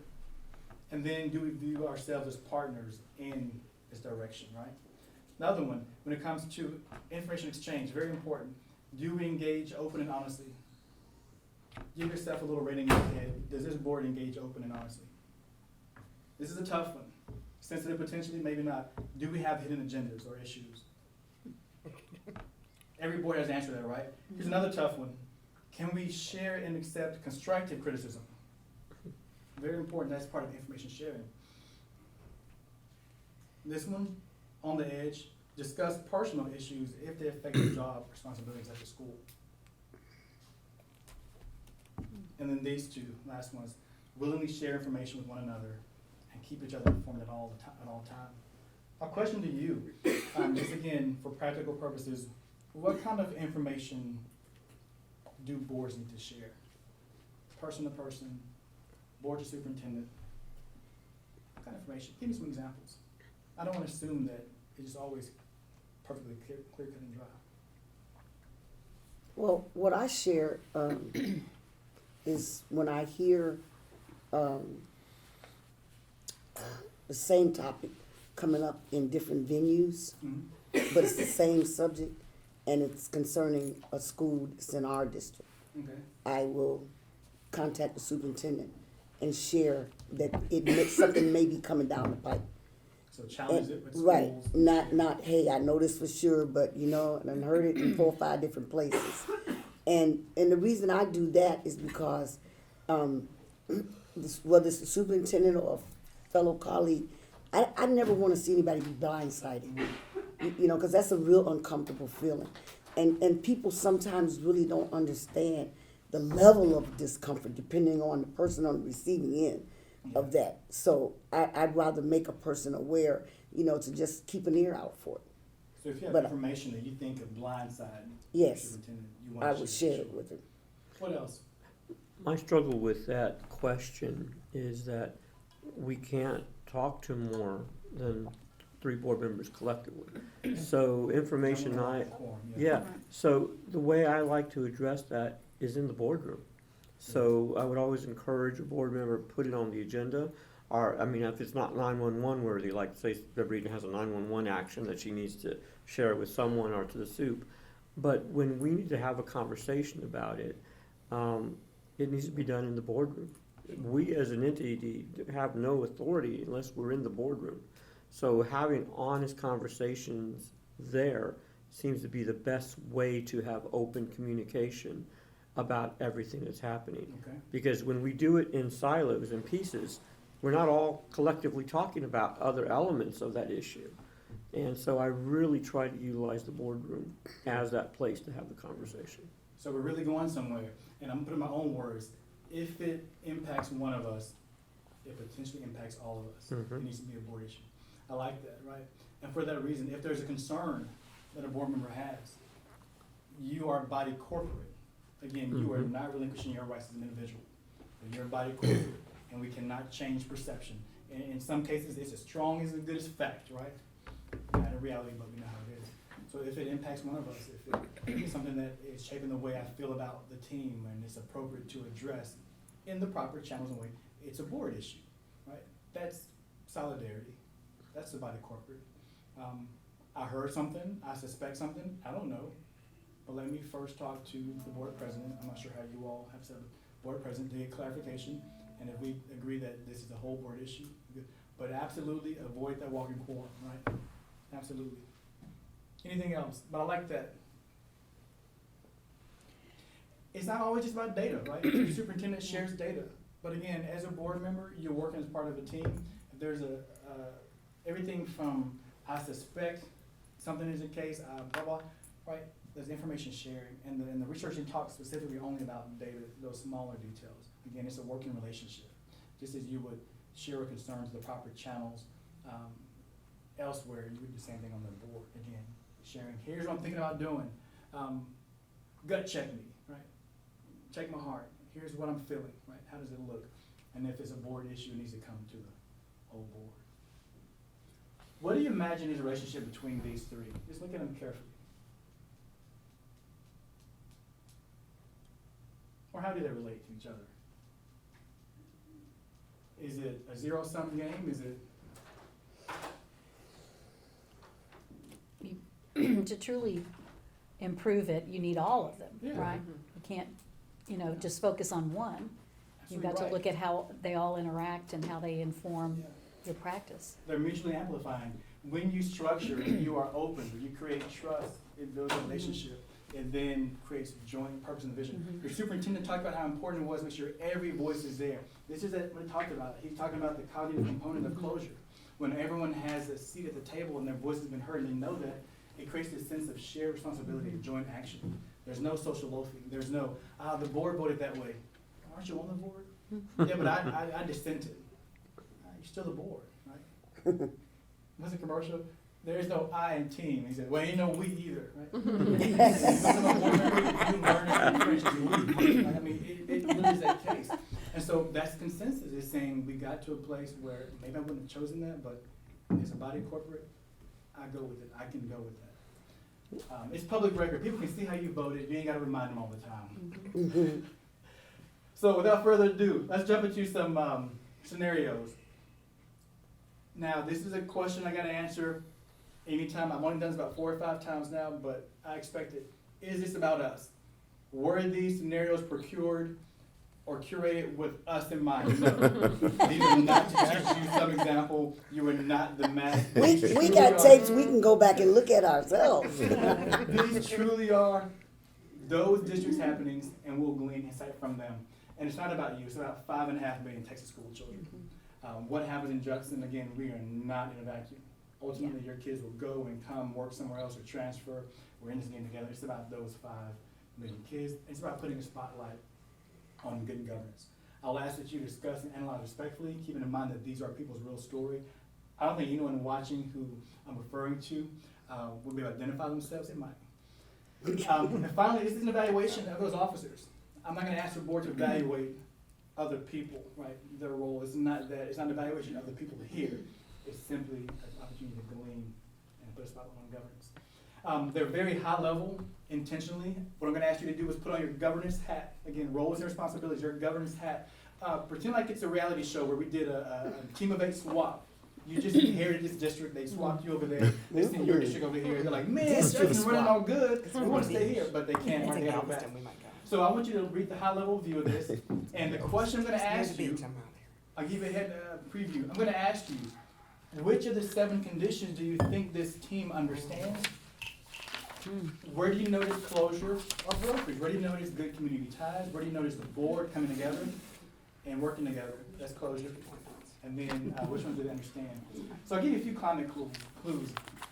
I will maybe give you through a bonus lifelines. I'll give you more detail. You might be able to ask, Oren, did they do this? I might answer that for you because I like you all. You're great folks. Well, let's just jump in and see what we have so far. So this district, District C, there are a few more. I skipped those up. Very good board superintendent relationship. Very good.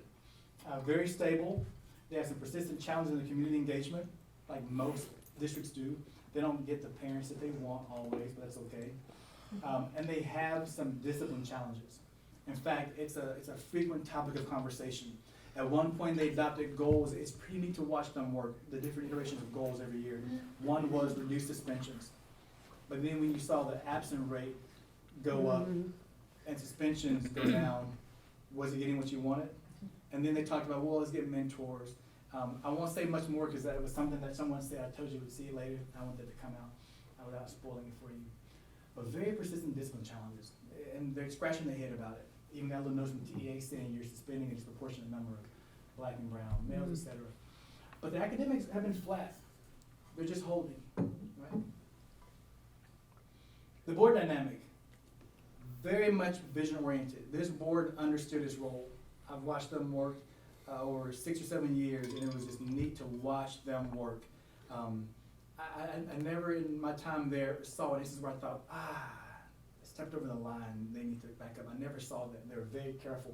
In fact, when they got a new data system, they said, hey, come facilitate, let us just hear us talk and tell us if we're getting a bit too far down with this new data. This system provides way more data than we're ever used to. We want to understand where our role is. And they always met with the cabinet, big meetings. It was like a team of 17. They did a team building. But again, they got there with a lot of work. It wasn't they just hatched overnight. Well-educated, very sincere and approachable, like yourselves. Community members know them, but just nice people overall. If you ran into them at the conferences, they talk to you anytime. Very committed to continuous improvement. I know your scores. I know you're constantly working. I know you're thinking about how do we get the most out of our kids. So I think you can relate to that. Very organized when it comes to problem solving. They love to learn, which is a very important role for a board member, superintendent as well, but you have to continue to learn and grow. And this is my favorite. They work so well with the executive leadership team. But you know why? Because they spent years respecting where the line is. The superintendent respects their line, the board respects his or her line. And the cabinet feels comfortable coming in, having a conversation, engaging, because they know they're not going to get directives. They know they're not going to get quizzed. They know they're going to have a discussion about mutually agreed upon goals, and they're going to share information. But it's never an evaluation. I've talked to those cabinet members extensively, and one of them told me, we feel comfortable with the board. We know we're not going to get evaluated. We're not there to get evaluated. Our superintendent evaluates us, right? So very commendable working relationship. Do they do an evaluation on themselves? The board? Yes. Oh yeah, absolutely. Okay. Very adamant about it. I mean, they have one of the most. So when I look back at my records, and I was here July 14th, 2017, I noticed that y'all's team building session was within a couple of weeks. So like you all, clockwork. you can set your calendar by their teamwork, so kudos to y'all. So strong executive leadership team, they can attract them because the board is kind, and people know that. Large portion of new and young teachers, though, right? Keep that in mind, large portion of new and young teachers. 79% econ disadvantage, over 16,000 students. Again, basic details. Do you think that creates a challenge? What's happening if you have that many new Oh, yeah. teachers? Yeah. It's a big Always problem. big, There's your Big discipline time. issue. Yeah. Mhm. I will say, this is a problem they've come to accept. They don't fret it too much. It didn't go away, but they begin to put their attention, because they said, we're never gonna change that potential. That sounds bad. We know where to put our energy. It's Put a it that way. challenge, not a problem. There we go, yeah, thank you. So which conditions do you think are widely understood? So keep in mind, flat academics, discipline challenges, close working connection with the superintendent, ELT. Which ones do you think they understood or widely practiced in the district? I'm hearing. Are Are you evidence saying which of those things do we have? No, no. Which no, is no, that? no, Is that- no. No, which no. of these Oh. seven Okay, things I understand, do yeah, they have? yeah. There's more than one, but think about it. I'm hearing Low community evidence of engagement. distributed And leadership. yeah, I agree. Absolutely, yeah. What else? Probably continuous, connections across the system for continuous improvement. Yes, constantly racking their brains. They don't sit. I mean, again, when you look at their goals, they have the previous year marked out in red, updated. Very, very thoughtful approach to updating goals. I like that approach because they aren't come up with random, completely new stuff every year. It's a cumulative process. What else? Supportive workplace for staff. Absolutely. And now they tell me the young teachers leave because they just have attractive options right nearby. It's not because of the culture, right? But the good relationship with cabinet and And the all too. superintendent Yeah. and staff. Yeah. Mhm. And the board has a reputation for being, again, that's the board you wanna work for, you're okay, like, they're one of those Mhm. boards. What I have a problem with is, as good as all that is, they've got flat academics. Uh-huh, okay, good. So what's the point? So let's talk about this then. So what governance level question would you ask if you're in that situation? I think you hit on it. Why are the academics flat? Professional development? Potentially, right? But that's the governance level question, Not strong community engagement. okay? Change. Not strong community engagement, sure. By the way, Discipline. we're learning Discipline more. interview. Discipline. The The discipline, learning. and Yeah. that ties back to the large number of new teachers, Yeah, because that's something you grow to master. That Good. doesn't, the very few that are good with it the first year. and is it fair to ask at the governance level question, hey, what are we doing to equip new Our teachers? Good. Mhm. Is it fair to say, hey, which third grade teacher is the least proficient in everything? What's that name, right? No. I'm being silly. That's our question here, yes. I had a question. Do the demographics of the leadership of the district reflect the student population? Not a lot, Okay. no. And they talked about that specifically as a goal, if it should be a goal, Mm-hmm. but not, great question. One of the things, you've heard me talk about my brother that's the superintendent in Chicago. One of the things that he did in his district was when teachers that were retiring, is they got together with them and had a meeting, and they've been doing this for like 10 or 15 years now, and asked them to stay on another year, but not teach in the classroom. They keep them on an extra year to teach the new teachers. So And we have an intro that's what they program. come to school to do every day, you know, Yeah. still getting their salary and all they, whatever, kudos.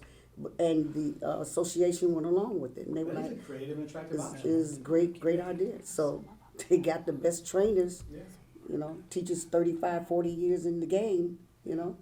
that is a neat option. Well, in terms of, I'm sorry. Oh, no, go ahead. I was gonna say in terms of the engagement, the strong community engagement, even now, you know, we're having conversations with community members, how can we help? Mhm. How can we address student discipline? How can we help support teachers? And obviously, being a conduit to giving some suggestions to them on their campus with their leadership, and if appropriate, with the superintendent. But at least if in that district were to have more community engagement, ideas would come out on how they could be more involved. Okay, I'm glad you mentioned that. So real quick departure, I mentioned Ronald Heifetz, one of my favorite researchers. He talked about a level of problem that doesn't get solved unless you get the people closest to the problem engaged, right? exceptions apply, obviously. But can you imagine how much time an organization or individual could spend addressing a problem at the wrong level or the wrong way and never Yeah. making progress? Yeah. So just like you said, it was a conscious act for this board to say, we might not be addressing the discipline issue at the right level. Yeah. Setting goal for suspension may not be it. Is there something else?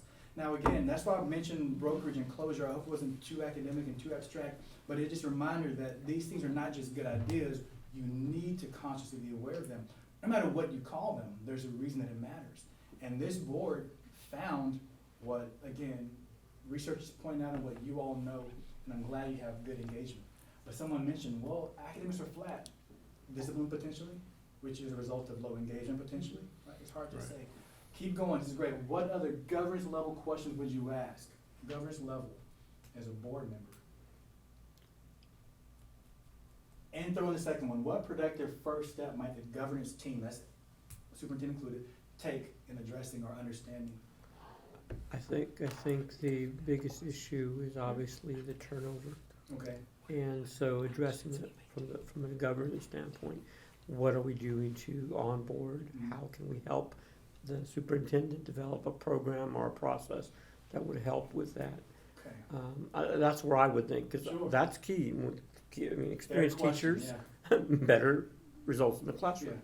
good. All right, so give me your prognosis. Where is the district headed? Be specific if you can. I know it's anyone's guess, again, limited data, but just in your governance level gut feeling, where are they headed? Be specific, potentially. Down. That Potentially district, down- Yeah. As it sits now with no changes, where is that headed? Oh, with no changes, they're not gonna stay flat in academics. They'll probably go down, right? yeah, Okay. All right. So let's look at what happened. You mentioned addressing the turnover. They did it creatively.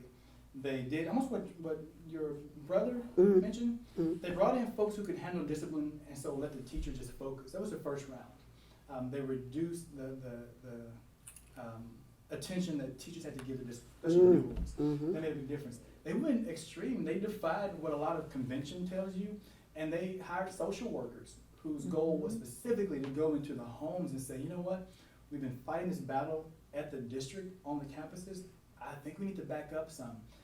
We might get flack for it, but if it's ethical and it fits, let's try it. Again, they kind of broke the mold a little bit.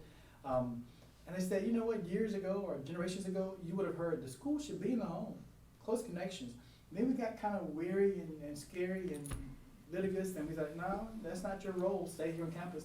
But I think we need to get back in there. Anyway, they had folks who could go in and say, hey, how's Johnny doing? Where does he do homework? Can I recommend that we do it away from TV? Just, helpful things, right?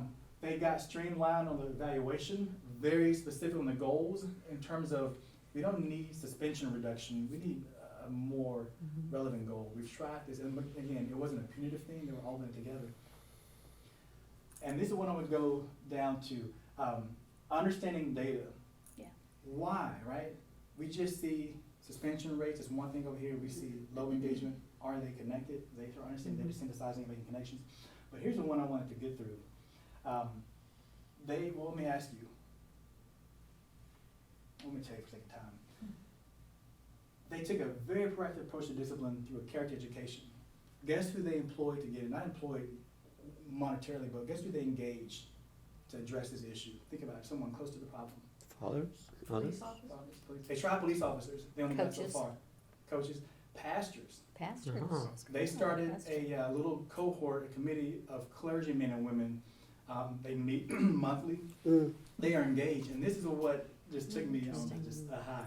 And so, Orrin, if you go to Sunday service around our community in the neighboring cities, you're likely 1 or 2 out of 4 Sundays a year are character development traits taught in the pulpit.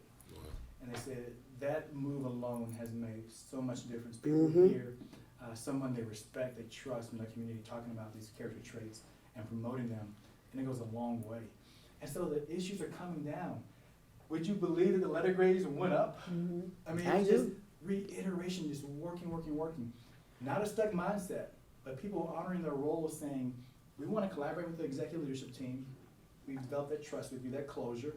You know that we're not going to evaluate you. We're not going to ask, I got your questions. It is sincere. we're all on the same team, looking at data, we wanna know how to improve it. And you know what? I'll be honest with you. If and I'm not putting nothing on your plate, I'm listening. Dr. That's Phil. needs to be on there. If he were to go like by True Vision or Converse First Baptist or UC, because we're in 7 different deals here, just the biggest church in that area, just, call ahead, and get an appointment. Just ask the pastor, hey, can I stop by Sunday? And maybe have a 5-minute spiel, this is the direction we take in Judson this year. Yeah. This is where we're headed. Mhm. And first of all, the kids that belong to that church, when they see you, they're going to be freaking out because they're like, oh, is he here to talk about me? But it does. It's very impactful. It is. Just out of the blue, oh, God, the superintendent is here, and Lord don't show up with one of the principals. Yeah. So it is. It makes a difference. It makes a difference. That's why when I campaign, I'm right there at church. Well, I'm there all the time anyway, but I'm more so there. But, That's where you have to survey your whole community too, because that hits a certain population, Yeah. but there's so many other populations. You can never Yeah. marginalize one group by Absolutely. focusing only on one. So No, it's like, I'm not where's saying- our youth basketball teams maybe, or maybe some scouting troop, whatever. Yeah. You have to know your community. Absolutely. You have to know where your people Like go levers. when they're not at Yeah. school. I'm And that's not different saying places. just Oh, no, church. I'm saying, yeah. No, I understand. It's It's not- churches and it's about 18 other Right. things. It's not but yes, but it's yes, and. but we're out in our community, so we have to know the pulse of our communities and what plays in each of those areas. And we're we should be the best resource in Yeah. theory for knowing that, and then being able to give him access to what's hopping and popping in certain areas too. And it's so true, which is why I encourage boards to not think of this as a prescription. Don't direct your superintendent as a board to do X, Y, and Z. And I mentioned very pointedly that think about the iterations they went through to get here. Mhm. They tried resource officers, and he told them, they're not gonna listen to y'all. You don't look like them. Who asked about how the reflects, right? And he had a firm hand on them. The kids did everything he told them to do, but they went through a couple iterations. They got focused in a new way. They just got better. When I first saw their superintendent evaluation portfolio or process, it was literally one of those 1.5 to 2-inch binders. Oh. Even had pictures of a sidewalk, for example, that was cracked before, buckled, tree roots under it, after, as evidence that sidewalk was repaired. I'm not saying that was important or not, but in a district that size, you probably have quite a big few fish to fry. And the sidewalks matter, safety issue, but I'll leave it. I'm not at that. It's evaluating you on It's not that. my position to say, Yeah. right, that I need You'll leave proof that of out right. of the file. It's not my position to say that it should not be. But they got really focused. Oh, and then the new one after that was about that thick. So it Thank was God. And they showed me, I was like, golly, it's impressive. Like just very pointed, thoughtful work. But I want to say that this would not, and I feel confident in my experience, I'll put it this way, in my observations, this would not have happened without the level of coaching you have on that board. That team buckles down and they challenge each other, but it is the most respectful and thoughtful challenge because at the end of the day, all on the same team. No one board member can win, nor can a superintendent win. It's a team of 8, and in that case, more folks. Let's look at one more, and then we'll get to talking about you all specifically. That's a very specific question for you all. This is an example of a group not needing to be sick to get better, right? That's one way one board would put it. Very united board, solid relationship with the superintendent, lower than average turnover. She had been there 5 years at the time I had a chance to meet them, and over the course of 3 or 4 years to talk to them. Fast growth. This is their Achilles heel. Gosh, it's tough. I'm not saying like building a school every 3 years, literally every year. I think they've gained some 2,000 or 3,000 kids. Well, I mean, 1,600 kids. It was just ridiculous numbers. Those were some great bonds. Yeah. And I mean, alert. What do you think helps facilitate that? Good brokerage, right? Oh, yeah. Focused but stretched. And this board, and I tell you, they have a really strong commitment to roles and responsibilities. They are adamant. They're sticklers about it. They do not focus on discussing roles and responsibilities in terms of crowd people in, because they're beyond just that discussion. People know and they adhere. And if they don't, they would have a discussion.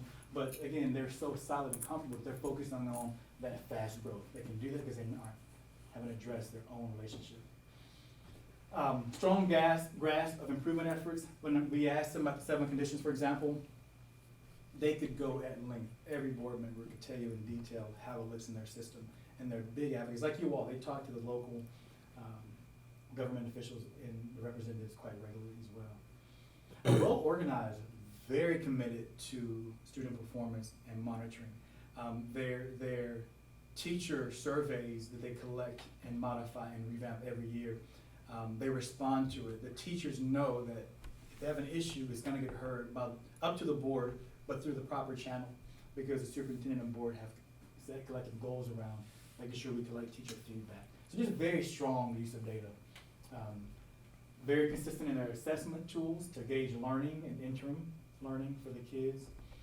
Very strong idea of serving the whole child. The community loves it, they eats it up, they respect that. And they have surveys, again, that show, are we doing what we say? So we talk about everyone having a voice and community input, yeah. The kids take surveys every year, so they've keyed in, they've tuned in on their survey process. At the time, there were 41% econ disadvantage, but it's trending upward. Yeah. It's trending upward. Kind of like y'all trending upward, but not nearly at y'all's levels yet. Over 45,000 students. So quick preview. The big question, which conditions do you use? There'll be different twists. Which ones are being fostered and carefully nurtured? Considering their success, which ones are being fostered and nurtured? Not which ones they lack, but which ones do you think they're being intentional about? Professional development, I'm sorry. Connections across the system. Absolutely, yeah. You're part of this. With the continuous improvement approach, everyone knows why they're doing it. Mhm. I'm sorry. Don't worry about it, it's fine. What are examples of closure or brokerage that you saw? Having to address facility expansion on Yeah. a pretty annual basis. Oh, yeah. Absolutely. And you have to build trust in your community for that. Yeah. I have yet to see many boards that had a lot of internal conflicts that can generate the trust that they need. Yeah. Which is why brokerage and closure obviously go together. What other examples of closure, brokerage, or which conditions of those 70 you think they have a strong, are really being facilitated and fostered there? That's intentional. Well, they have a strong community connection, They that's do. for sure. Yeah, You know, get bonds passed to build that many schools that fast. yeah. Did you say that already? No, I didn't. but that's Oh, good, yeah. okay. I'd say professional development. I mean, if they're Okay. able to, you know. So I'm glad you mentioned that one. They have a big pancake dinner, breakfast every year, and the teachers talk about what they're learning, and the board members participate and hear, and it's quite the show and tell. I mean, the teachers are proud to show what they're learning and what the district dollars are purchasing in terms of improved skills, approach to education. So big on professional development, absolutely. So they have that function just for the board to interact with the teachers? Yeah, it is a show and tell basically. And I forget what they call it, but it's like a not day-to-day, but data, like in information data. Data. Something similar on that lines. And they just show, here's what we're learning, here's how we're gonna implement it. And they just listen and listen, right? And they don't ask questions such as, what do you need, right? And I say that very pointedly because it's a very thoughtful question. But at the same time, if we're honest, it just automatically breaks down the chain of command, almost instantly. And it's not even intentional. And I've seen too many governance management overreaches through sincere means. And so it truly is a time that's amazing. It's awesome. Good. Tell me more about it. They're learning to go tell other people. That's what they're learning. Mm-hmm. But I think the teachers have come to know that what we need, we fill out our surveys, and you all get the results of that Yeah. at the meeting. And then at board meetings, when we say At a board data, meeting. we say, what do you need? Very specific. From the board. Yeah. When you brief us data or your deputy Absolutely. soups, then That- what do you need? As That's opposed to superintendent. one-on-one. Yeah, not one-on-one. We do Absolutely. it at the end. Can't That's get it for a teacher, but if there's a program Correct. that will benefit a whole That's, yeah. demographic, Then we Then- can bring that program. right. in. And that's exactly the time to do it, like you mentioned. And you mentioned earlier, well, we bring it to the meeting. That's what information is sharing. Yeah. But think about it. If one board member has all these ideas about what teachers need, information can't be shared unless it's at the board level. So that's the time to get that right. Because we do a lot of briefings from the monitoring calendar, and then like the slides are done, and everybody's like, next. And I'm like, This is the. so what? Everybody wants to know that. I'm like, so what do you need? What's the plan? What's the next step from us? Because we can do policies and money, and we can do all sorts of things. So of the things we can give you, do you need anything from us? Or you got this? You got this? Okay. Good. Then let them go. So that's why they've seen me finish some briefings with that question, because that's where I'm kind of trying to go. So let me go over here to not normal. I'm gonna share with you another tale from the road. 2 cases. One, and I laughed, but I shouldn't have laughed because the intention was sincere. I respected that, but I knew the harm it could potentially cause.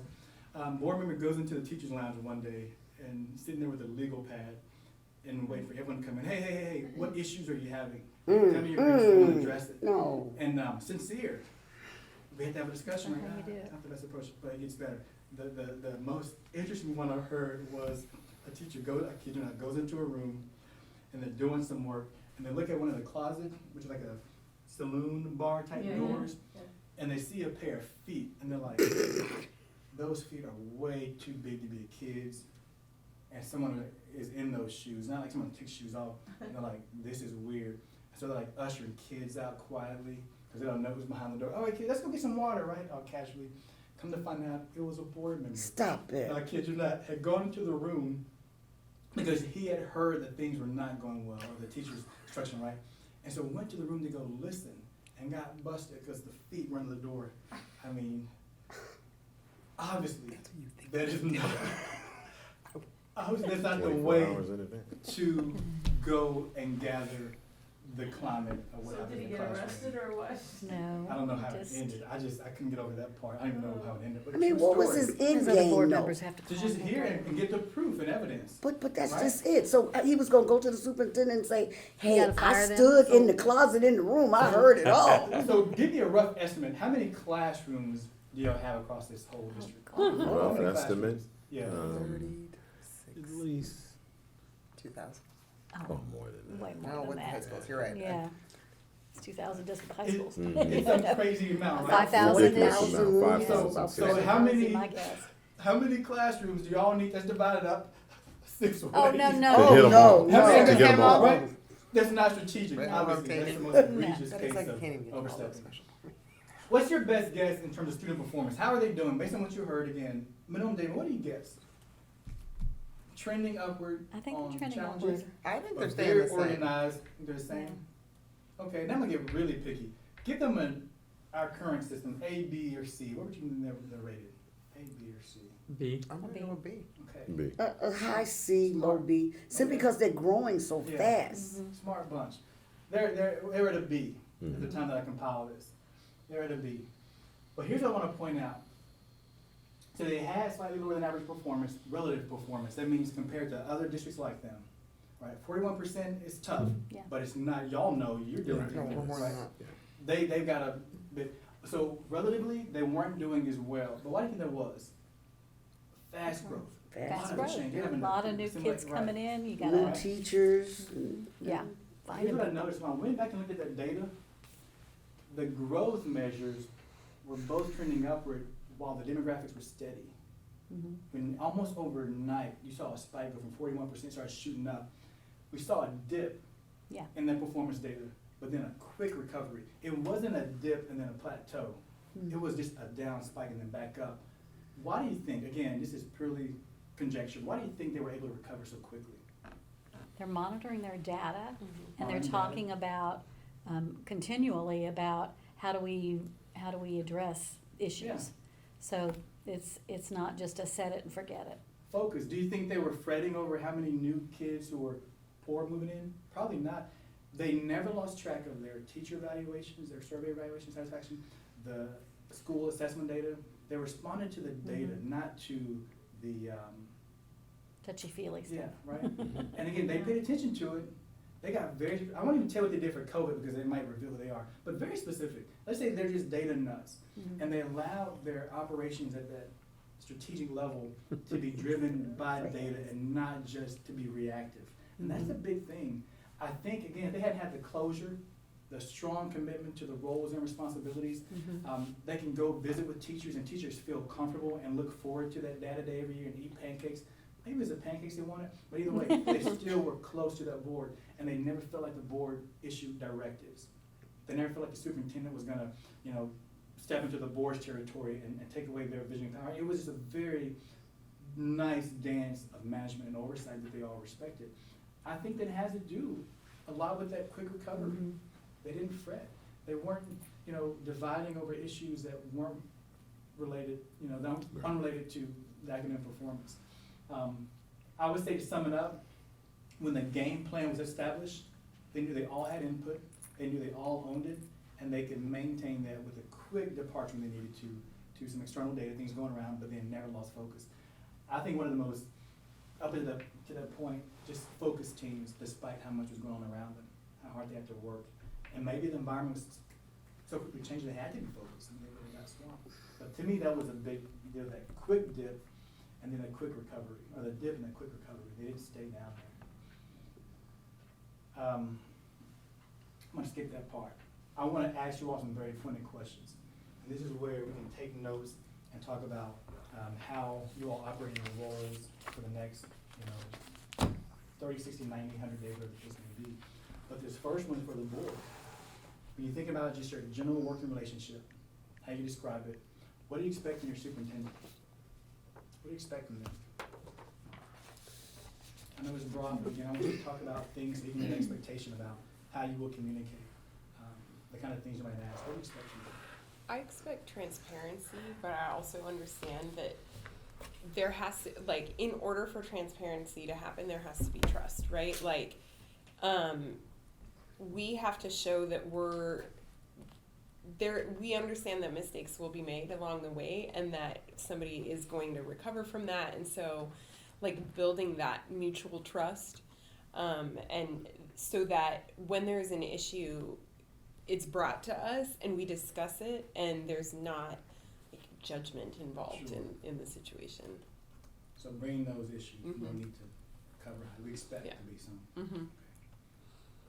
Well, I expect that our superintendent would be focused on those achievements, the consensus of the board of stronger teacher retention, recruitment, and student success. I would expect those to be very ongoing. In all fairness to Dr. Fields, we have yet to establish superintendent goals. So that's a very clear proposition the board needs to put before him, so that we're all on the same level of what is part of that expectation, and that those goals are measurable and can be evaluated. But the general working relationship would be that the trust that Ms. Rodriguez mentioned is that those things are occurring, and that he is doing a continual evaluation, he and his team, to ensure the targets are there. And so far, so good. But yeah. I think the strange dynamic of technically being his boss, and that happens, formally once a year. On a day-to-day basis, it has to be more of being teammates, and you getting to know what our strengths are. Where can you leverage me? Where can you leverage Jenny? Because each of us is very unique on this team. We come with all different skill sets and all different parts of the communities and stuff like that. But there's enough work for everybody. There's more than enough to go around. So if you get to know what we're good at, we're here to help you too. And put us to work so that you can spend more time focusing on kids. And we can spend more time going out. But talking like we're teammates, we're gaming through things together. How can we do this better? Big strategic things, not moving Mrs. Smith from that school to that school. It's always the example I use. I'm like, that's not my job. But let's war game through how we can do this better. Do you need a new board policy? All right, well, I'll put it on the agenda and we'll talk about it, or I've got this from a procedural standpoint. Just going through and just that adult conversations, because adults working problems out and just brainstorming can come up with such genius ideas on things, and just seeing that it's not an acrimonious relationship. It really is a teamwork where we're all working together to do better. I agree. Directed closure, those different strengths and abilities. Yeah. What else do you expect from him? Let him know now so he's not surprised later on. I thought you were going to do this. What I else? want him to know that I want him to succeed. Good. I want I him to appreciate do that. well. I Good. want, because that's for the good of the district. And I try to keep that focus in the work that I do. Good. Is it for the good of the students? Yeah. So that's, Thank and so I want him to ask for help when he needs it. Oh, I like that. Ask for help and you Mhm. get it. Same team. It's like you mentioned. Yeah, Yeah. tell us what you need. I won't say it begins and ends, but just to really reiterate, it really does begin and end with the superintendent goals, aligned to board goals. It's Really, that's where it ends. Yeah. It's a practical, tangible thing Yeah. that you can all rally around, that you Yeah. all have input. Because Very critical. to Ms. Ryan's point, how can we rally? Once we've established, again, Absolutely. reaffirmed strategic goals on the evaluation, then we know where we need to be and where we need to put our energy in. Absolutely. You know, the partnerships, I tell you, I talk with folks just to see what we can bring to Judson. And so there are areas of our expertise and talents that we can bring. I also see conflict, though, with Ryan looking at Dr. Fields as a teammate, because obviously there's a whole different paradigm shift. Management, board governance, and we are a team, but there are different layers. So the team would be your board colleagues in equity, and we would then go out and look at those board goals that we have as superintendent goals and work together. I will tell you, in my relationship with Dr. Fields started when he was Mr. Fields. He's so approachable and he wants to work with the board. That's not in question. But clearly you have your job cut out for you in the management of the district. We need to set the tone to help, as you say, if you need resources, you tell us, and that way we get them. Yeah. But I'll just put one for instance. There's a deficiency in after-school programming and summer programming for our middle school students. Mhm. So eventually, when we have superintendent goals, so you're not surprised, there's going to be heavy emphasis on how we're addressing academic achievement in middle school. The whole board's seen those reports. The data's out there. We have some weaknesses in that area. So we wrap around board goals and superintendent goals, and that's where we'll start forming our synergy, if you will. Even though some of those are hard, because Texas gave us 3 of them, like whatever, 3rd grade math, 3rd grade English, 7th grade math. Like, we don't get to pick those Kinda stole goals. the We get to thunder pick a the bit, numbers right? that go with them, but Yeah. it's like, They kind of stole the thunder. yeah, like maybe 3rd grade math isn't what Judson needs to be looking at this year. That may not be where our emphasis area is. There may be something else that will get us to 3rd grade math later, or kids eating. There's so many other things. There So, are, like, but there's enough of it. correct for them to dictate our goals, though. I feel sometimes, and they're very math test driven, type goals, and I think we have Well, loftier things. we could justify it, quantify it based on lack of enrollment, which lack of enrollment is a problem for us. We don't want to see that in middle school. So as we formulate things, it makes sense that we have to put some focus on that. But 3rd grade's just as important. Yes, So no, don't get me everything's- wrong, early everything's childhood. important. So, but obviously I think there's a lot of room at the table for us to interject where we can probably help. Let's add a layer to that question, very specific. So the first one was a general working relationship. Anything with the interactions and big guiding themes. This one I want to get specific about oversight. What do you need from the superintendent? The statute says that you are the oversight function. You practice oversight. What do you need for him to be successful in the Good oversight data. role? Good data. Good data, yeah. Good data. Good. We just gotta know what's going on. I know what's going on. You gotta know what's going on. You gotta be out Is there that and just know what's going on. All data all the time, or is it especially related to goals that we all agree upon? What's the timely flow that he can expect potentially to be receiving data requests? It's a mix. I mean, there's a monitoring calendar that has, obviously very specific data delivery things. Yeah. But that doesn't mean we don't start a new pre-K type program and all of a sudden we want to know what the pre-K enrollment numbers look like because we completely changed our pre-K numbers. Like that may not show up on a monitoring calendar, but it's something very important in our communities on a new program. So there's going to be or the AP, test results just got released and we don't want to know what's going on. There's going to be random data stuff, but hopefully my goal is those are things that someone is already pulling together, that it's not new data.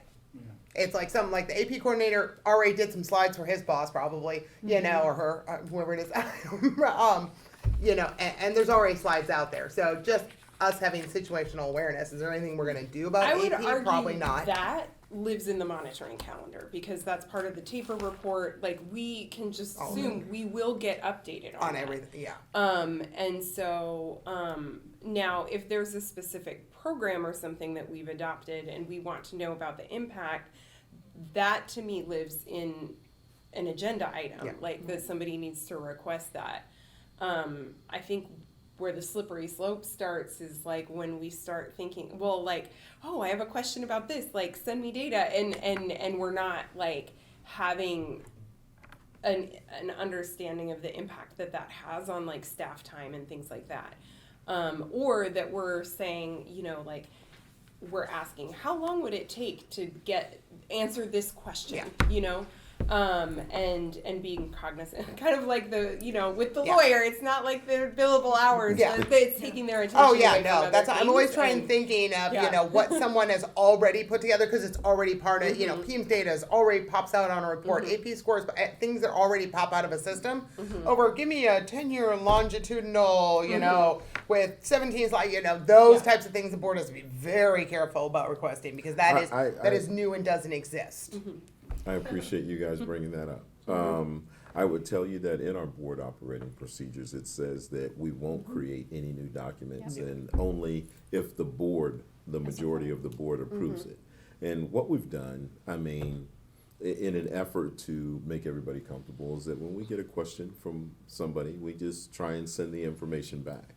But the hours are starting to increase to where now we've got 20 hours dedicated to answering an email or 2 or 3 or 4 or 5 or 10. And it's taking away from everyone's ability to get everything else done. So we're going to pull back on that. And then if it's an already created document, then we'll get that to you. If it's something that we need to create, I'd ask that as a board, you guys to make that decision that yes, we need to put that together. We'll come up with an agreed upon amount of time to get that done and we'll get it back to you. But the everyday just putting stuff together, sending it out, we can't keep up. We can't.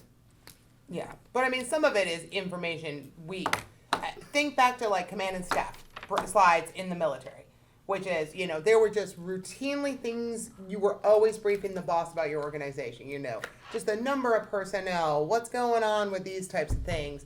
We don't get a lot of very just routine. Like I don't know. I don't think anybody on the board right now can tell you how many kids are enrolled in our district for fall. We don't know, and that's not okay for a board to even. When a mayor asks me how many kids do we have in Judson, and I don't know the answer to that, that's not going to be okay ever.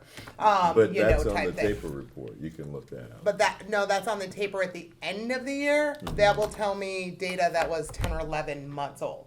But you think that they want you to tell you on a daily basis how many kids are here today and how many Yesterday kids was are there tomorrow? 25,622 No, on a and semi, tomorrow. whether that's monthly or and it depends on at the beginning of the school year, knowing how many classrooms are over 24, students right now and are at But we waiver, usually do those that. types of things. We do that We get that almost Yeah. weekly or monthly during the leveling cycle. Yes. But we don't do it Yes. during registration. We wait for the kids to show up and then Yeah. we Millennial report to level. the board exactly how many are in each Yep. class and where we're going to move teachers from one campus to another. Now, don't get me wrong. Yeah. If collectively you come up and you say, hey, these are the things that we want on a weekly basis, No. then we'll put that form together and we'll get that out. Yeah, of course. But yes. in terms of Yeah. things that aren't created yet, we're not going to put that together unless the board comes. Yeah, out. no, not the not created. I'm talking about that versus just a PEMS report that literally the PEMS could click print and screen capture, and it would literally take 3 minutes,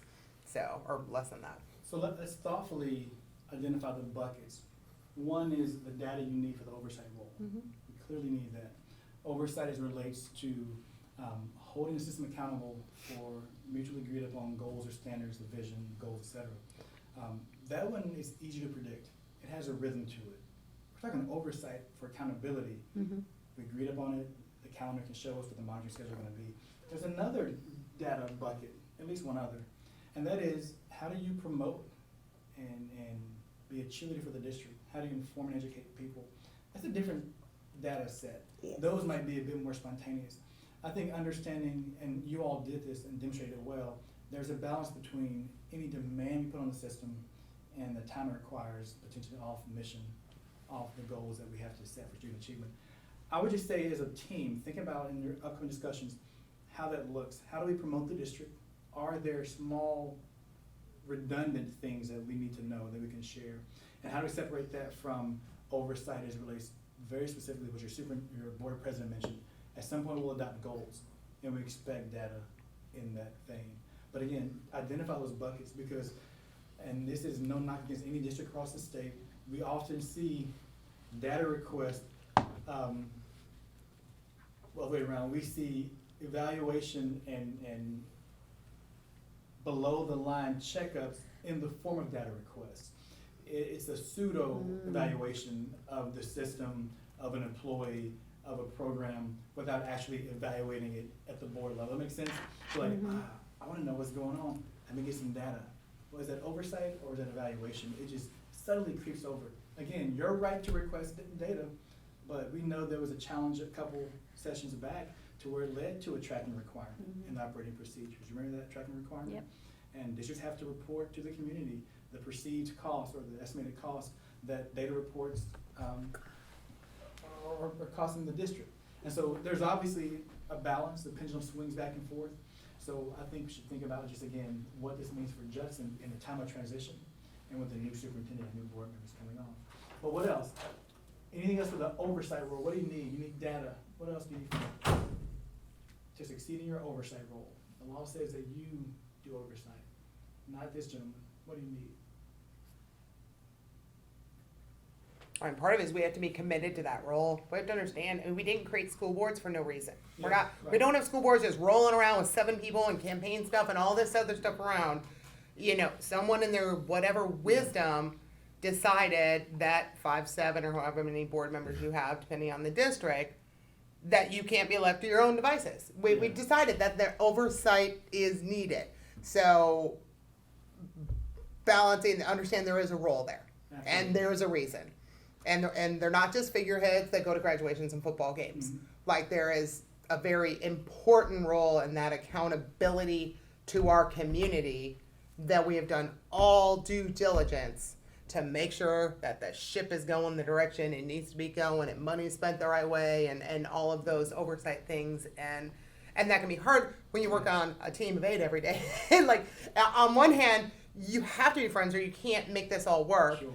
But on the other hand, you have to be committed to that oversight role, and you just got to balance that. Yeah, and recognize that this exists for a reason. It's there. It's not to be a thorn in anyone's side, but it is there for a reason. And if it were gone tomorrow, it would probably naturally develop again, just to how it will function. Well, if Ms. Rodriguez didn't say this, and I think she did, but obviously trust and transparency. It's just, that is absolutely an element that's needed in our oversight, because our job is to provide that level of oversight over our finances. And so we need to know we can trust our superintendent and that he would be transparent with everything, which the superintendent has already said he would. So we're good, I think. And one way to do that is by having clear goals and we go through the practice of providing data and the narrative so that we get an understanding that obviously it's in the rationale. Sure. Let's go to the superintendent. Start general. What do you expect from the board? What do you need from the board?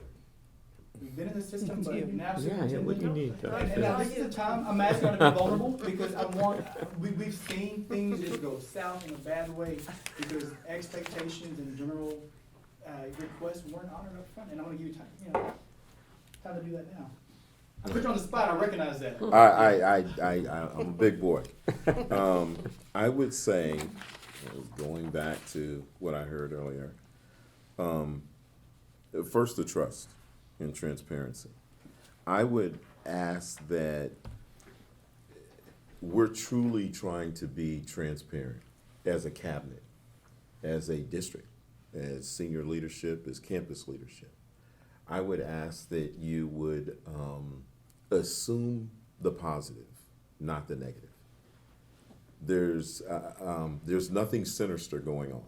If there's an issue out there, it's because it was overlooked. We're trying to figure it out or whatever, and we're going to get back with the board and make sure that we correct it and fix it. But it's not because anybody's trying to hide anything or, you know, be inappropriate. Again,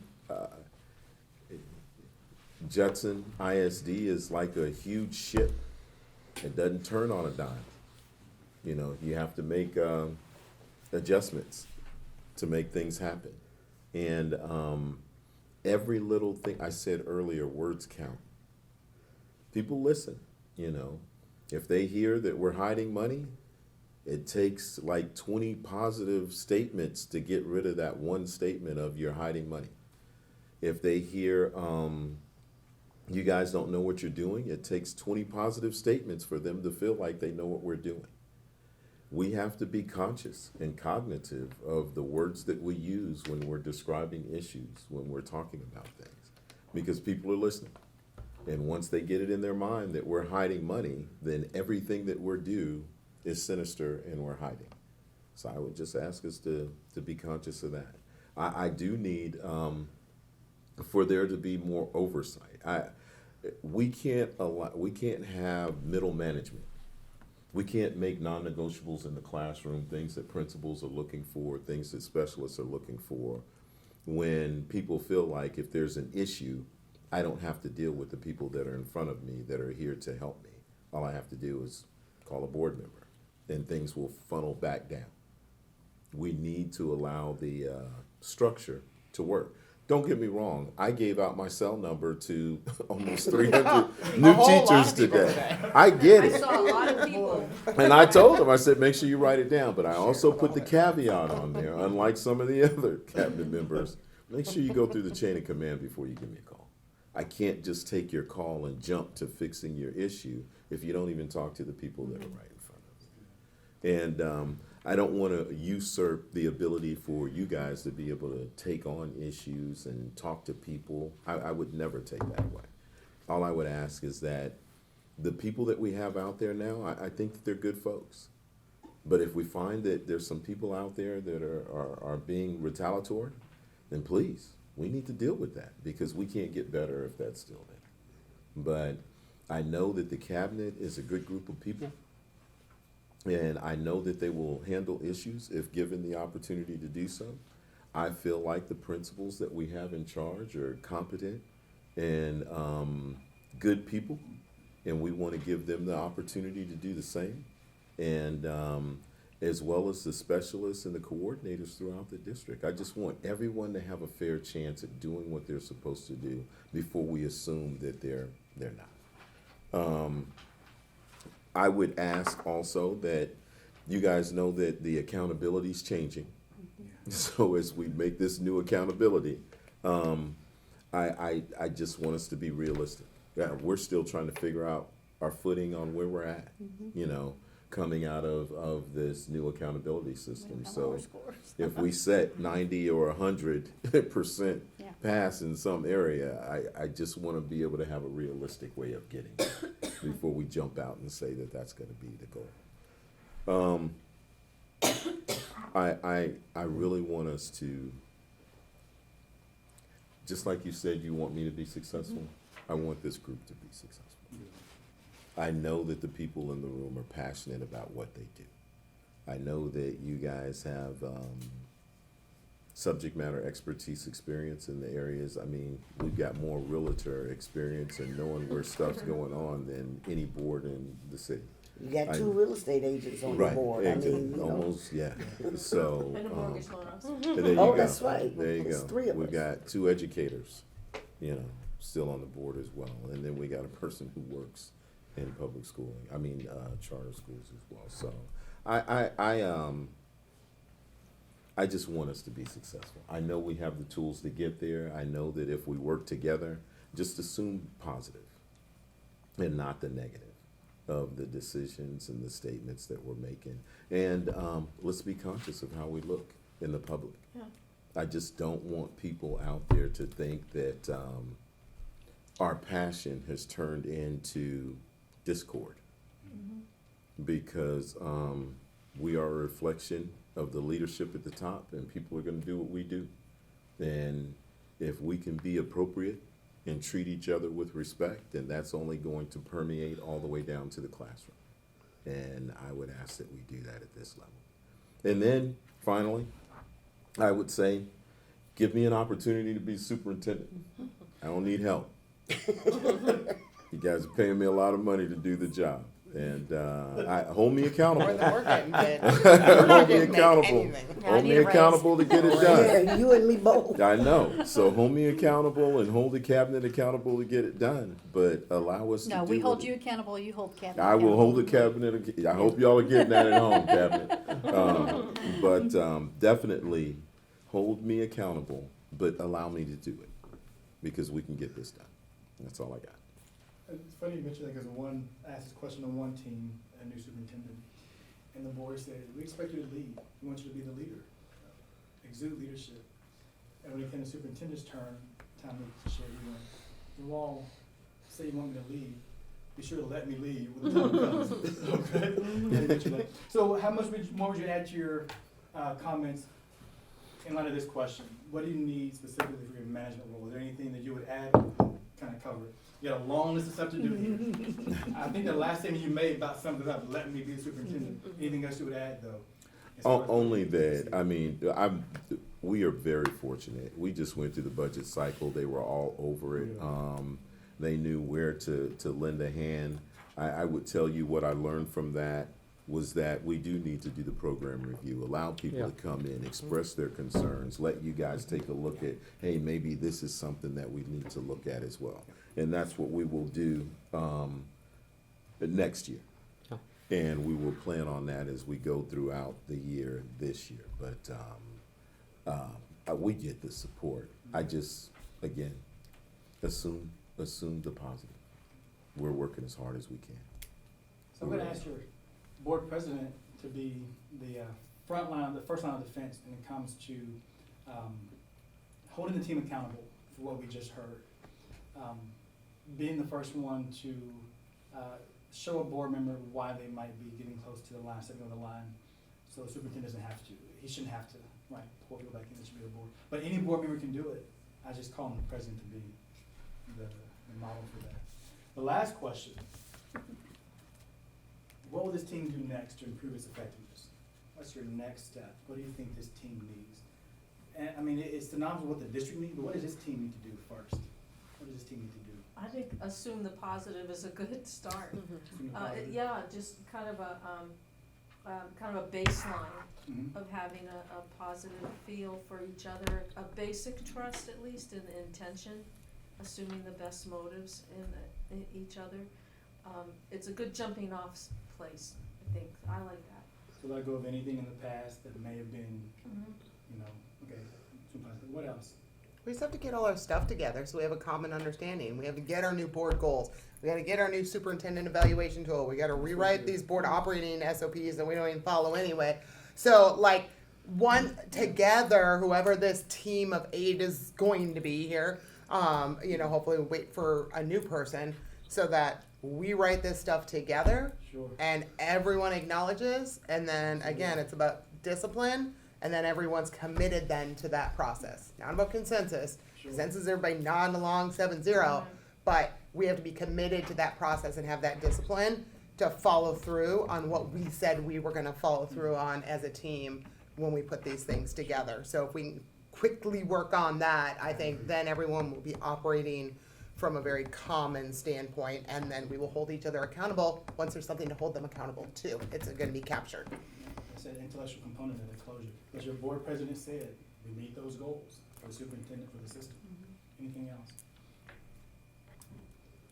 I would say the same about the board operating procedures Okay. and the board code of conduct. If we say that this is what we have and this is what we're gonna follow, that we put our signatures to it and say that this is what we're going to do. Yep. If it's not what we want to do, then we need to really get quickly to outlining what that should look like, Yeah. and then we'll sign that, and then that's how we'll move forward.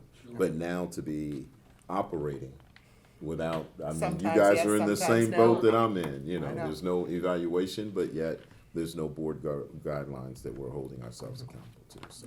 So something for the board Yes. side and the superintendent in terms of coming together. All right, one last time, I'm gonna go over here. What's normal? Do not do what I've seen too many times. Get a call in December, I kid you not saying, we have our superintendent evaluation in January. We never set goals. I just wanna hang up the phone, like, I don't know what to Yeah. tell you. Yeah. So, yeah, again, all Exactly. the arrows point to one of the most important artifacts that help teams function is a collaboratively developed set of goals. Mhm. The education code talks about collaborating with the superintendent. So get that done, assume the positive intent. It's hard to set forward-looking goals when all we talk about is what happened before. A lot of us are even here, right? So I would encourage you all to think about what that looks like. And I love the fact that you'll identify, we need something from the oversight side, the operating procedures. If they aren't what we need them to be, change them. And write in there that we'll evaluate it again every year, make it a living, effective document. And then the superintendent, you know, what is that we're holding accountable for? He wants to be held accountable, he said that. Y'all hired the right But- person. Just wants to know what it Exactly. is. For what? He said, you're paying me well to do it. Exactly. Well, and I'm Do gonna it. be clear, we have board goals and we Yes, have we do. superintendent goals. We And have all like, that. we can, if we wanna look at those and like, think about where we wanna tweak, but like, I don't think we need to start from scratch. No, and we That's- But don't, just- not from scratch. But just what's appropriate Yeah. for someone who just got. Exactly. Right. Yeah, That's the key. exactly. What's Yeah. appropriate. Mhm. Yep. A lot of it has to do with assessing the system and getting Mm-hmm. fresh eyes on it and saying, here's the state of it, and then going forward, you know, Well, here's some And objective to measures of it. Ms. Rodriguez's point, it's our time to reevaluate those board goals. Love it, yeah. Do we need to continue to keep that the focus, which I think we should, but Yep. naturally, we need to talk about it, and then feed into superintendent goals with a new superintendent that we haven't quite done yet. I would tell you to Ms. Rodriguez's point, that's how we were moving forward. Mhm. We were abiding by By the board last ones that were operating set. procedures, and we Yeah. were abiding by. Matter of fact, when we were bringing all of the presentations to the board, they're based on the constraints and goals Yeah. that we had Yeah. Yep. up the last Yeah. time. Yeah. So I know. We were if not those- like lost, but to do it fairly for you. And, well, and I would say that there's an opportunity for you to bring a goal for Mhm. yourself, to hold yourself accountable, that you want us to Yes, be ma'am. able to give you feedback on. So, I appreciate that might be something for you to be thinking about too. Well, and we've talked about this, your evaluation timeline too, in terms of, you know, a first year superintendent doing those formatives more often. Right. Cause you should never, your first Be year, you don't shocked. want your summative report card at the end of 1 year. And if it's not perfection, you're like, wish I would've known that 6 months ago. Right. So like in that first year, I mean, in some of the sessions we went to, as much as like even quarterly, just so in case you're not doing anything we're not happy with, you know that right away so that you can adjust or we can talk it out. I think that would be super beneficial to all of us, just that first year, so we're gonna get through this. I And promise. of course, districts evolve as well. So that's why it's always smart to relook at things and Yeah. reevaluate. Thank you, ma'am. But, sir, I think I you've got reached one of your, Want to keep that for our new your, person? your Yeah, time. I am done. Did the air conditioning in this building just automatically Uh-huh. turn off at some point too, like? Jose, you're- Look at those I and am. decide which things you should learn more about. That is your assessment for your Okay. education with the family. All right, thanks. y'all so Thank much. you. Thank you, Thank Orange. you. So I, Yeah. hold on. I do want to, again, extend our appreciation for your time, Maureen. Thank you very much for spending time with us. It was quite enjoyable, and I appreciate everyone's input. So with that, we're Wait, going. I have a question on real quick. This just happened this morning, that's why I'm gonna ask you about this. I showed up at an event and there were already 3 board members there, so I left. What do we have to do? That's not, social events are not subject to OMA. It's Yeah. okay if there's On- something like that, yeah. What? No, it's okay. If y'all aren't there to do business, you can gather and meet and go to football games and be the same Mhm. place. Right. All Yeah. right, yeah. Okay. I think the difference in past, like, so if it's a meeting like the redistricting and things, that's board business. And so that's where we are limited. Is that a correct I should have asked, what kind of interpretation? event was you showed up at?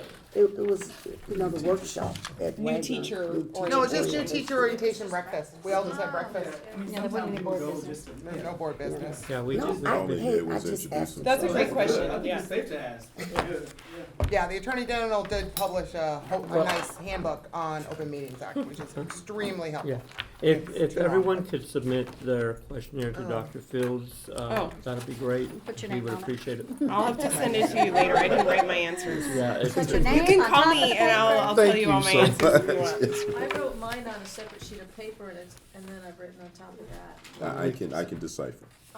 Well, I don't know can about I that. just email it to you? Yes, ma'am, you can do that as well. Cause this is like not really legible, Understand. except for we I'll are email exactly you. at time, and I'd like to get us to go home, so at 8:50, we will be adjourning. Gavel. We adjourn. Thank Meeting you. closed. Thank you, everyone. Okay. Thank you, guys. Is it